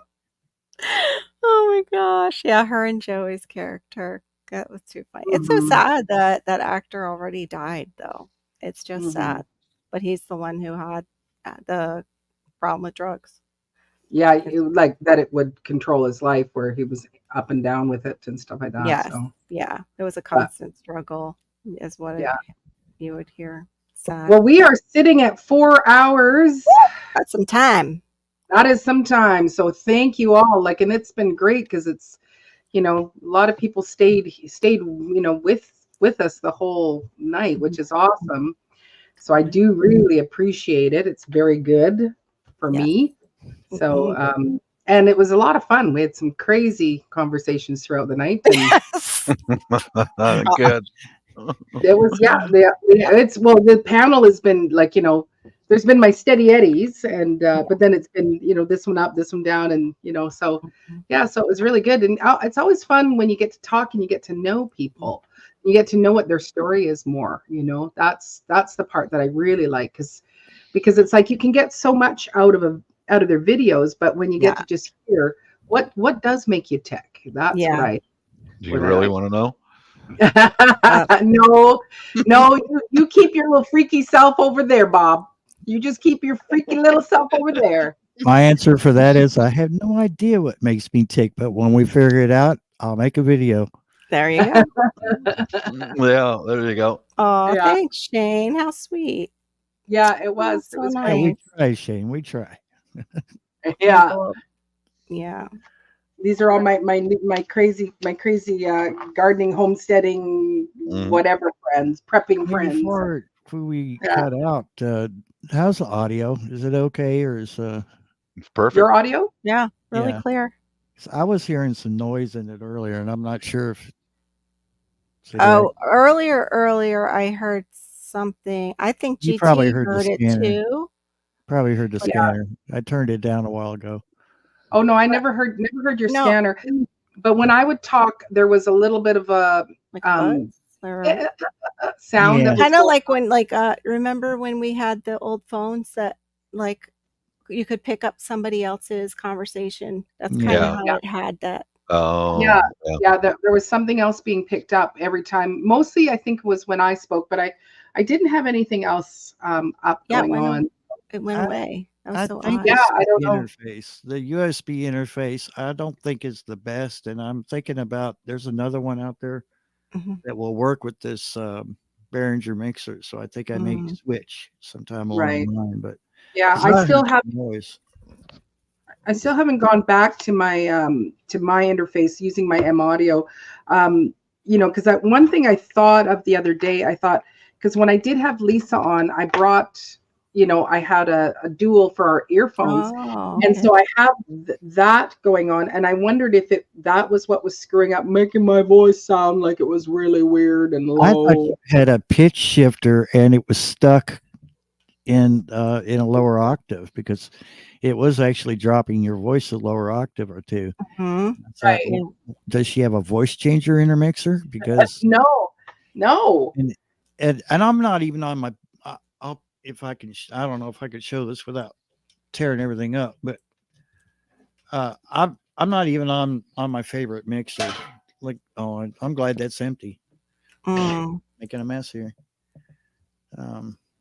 So I'm on a little one, but well, I don't have any of that fancy. Is that a Behringer? Yeah, it's a 502 Xenix 502 Behringer, but I've got a. That's a Yamaha, isn't it? Mine's a Yamaha. Yeah, they make really good stuff. Yeah. I've got another Behringer. It's a Eurorack 2012. It's like 12 input, and it's got effects. And one day, you're welcome. And I think it's where I smoke. It's a bad habit, but electronics don't agree with cigarette smoke. And what happened was the nicotine had gummed up the effects button, and it was stuck, and I was sounding like a chipmunk. Oh, funny. I couldn't figure out, because to set every effects setting, you have to choose it first by turning the knob and then press the button down that sets it. and I was pushing it, trying to put it on, out, which out means off. Right. And I'm pressing it. Nothing's happening. Finally, I had to take the whole thing apart, clean it out, and then put it in. And I've yet to add it, but I've got to put a slider pot on the main volume for that big one. But I have plans on adding it instead of the little one. But the little one's, I think it sounds good through the headphones, but I mean, it sounds like up there. It's. For those of you that don't know, Maureen is only 7 away from getting to 900. So if you have friends that might, or you have extra channels that you could keep up with her channel, help her out. Help her get to 900. Yes. Thank you, Carol. Thank you. I appreciate that. You're welcome. Of course. Yeah. And don't forget to hit the like. That's right. Like and subscribe. Like and subscribe. And then my interface is this, Barry. It's an M Audio. It's I remember M Audio channel. I've heard some good things about them. Me too. Yeah, I have a 4-channel one, but this is the 8, and but I have no idea whether it is just the fact that I plugged it into a USB. What is that called? Where it's a hub. I plugged it into a USB hub. And then into the computer, and I wonder if I need to have it more direct. Ooh, that's the interface. That's the USB interface. That's very fancy. So if I'm using like Audacity to record audio, I can actually feed it back into the mixing board and hear it through the headphones. But the way I have it set up right now is I'm using the speakers on the laptop. I don't want to wear the headset. It gets hot. They sound good, but they get hot, and I don't like that on my ears. So I feed the audio back, my speakers, and then everything else is going through that. You're on a desktop, right, Barry, to do all that?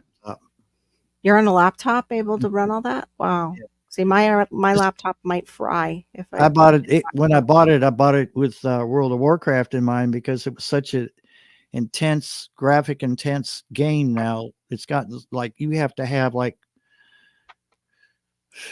spent more than I wanted to on it. Sure. Yeah. Well, I'd I even when I'm on this, because this is just one of those Logitech camera, it's the camera and it also is the microphone.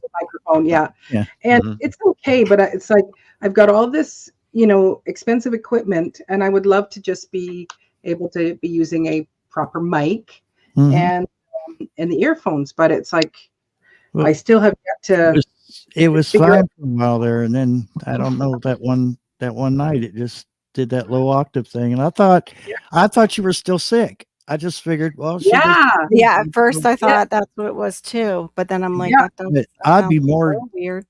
I'd be more than happy to help you with that if you want, and I don't know how we could do that, but we'll figure it out. Yeah. Well, even if we did, you could even try it through Facebook Messenger or whatever. Yeah. But it's like when I'm hearing it, what I was hearing through my headphones, I sounded completely normal. I did not sound. It wasn't until I went back and watched the replay, I went, "Oh my gosh, what were people like here?" No, well, hello everybody. I'm just here, and I'm. It was weird. So yeah. Yeah, I troubleshooted someone else's. I won't mention their name because I don't like them. But anyway, I troubleshooted them through Messenger video. Yeah. So that could be something. And it was just a button. Yeah, that's all it was. So their kid came in, pressed a button, and that's all it was. Yeah, yeah. I would. The only thing it would, I don't have kids that would come and touch anything, and my chickens wouldn't come in and touch anything. Chickens, just imagine. I think I put the button. Is this here, Maureen? I think this is something wonderful. Shiny object. Pop, pop, pop, pop, pop, pop, pop. Anyway, thank you all so much for spending this evening with me. It was an absolute delight, pleasure, and lots of fun and laughs. And so I do Really appreciate you all coming and hanging out. And so we all say good night. Good night. Good night, sweetheart. Well, it's time to go. That's perfect. That So was Sunday great. night is you, right, Barry? What time are you going live tomorrow? Yeah, Sunday night, 9:30 Eastern. Yeah, 9:30 Eastern Standard Time, whatever they want to call it. Yeah. 6:30, 7:30. So 6:30 Pacific time for us on this end. Mm-hmm. Yeah. Good night, and thank you all so much. Yeah. Good night, and to all the men who are serenading us. That's awesome. Yeah. Sleep time. Sleep. It's sleep Yeah. time. All right, and good night. Good night. Bye.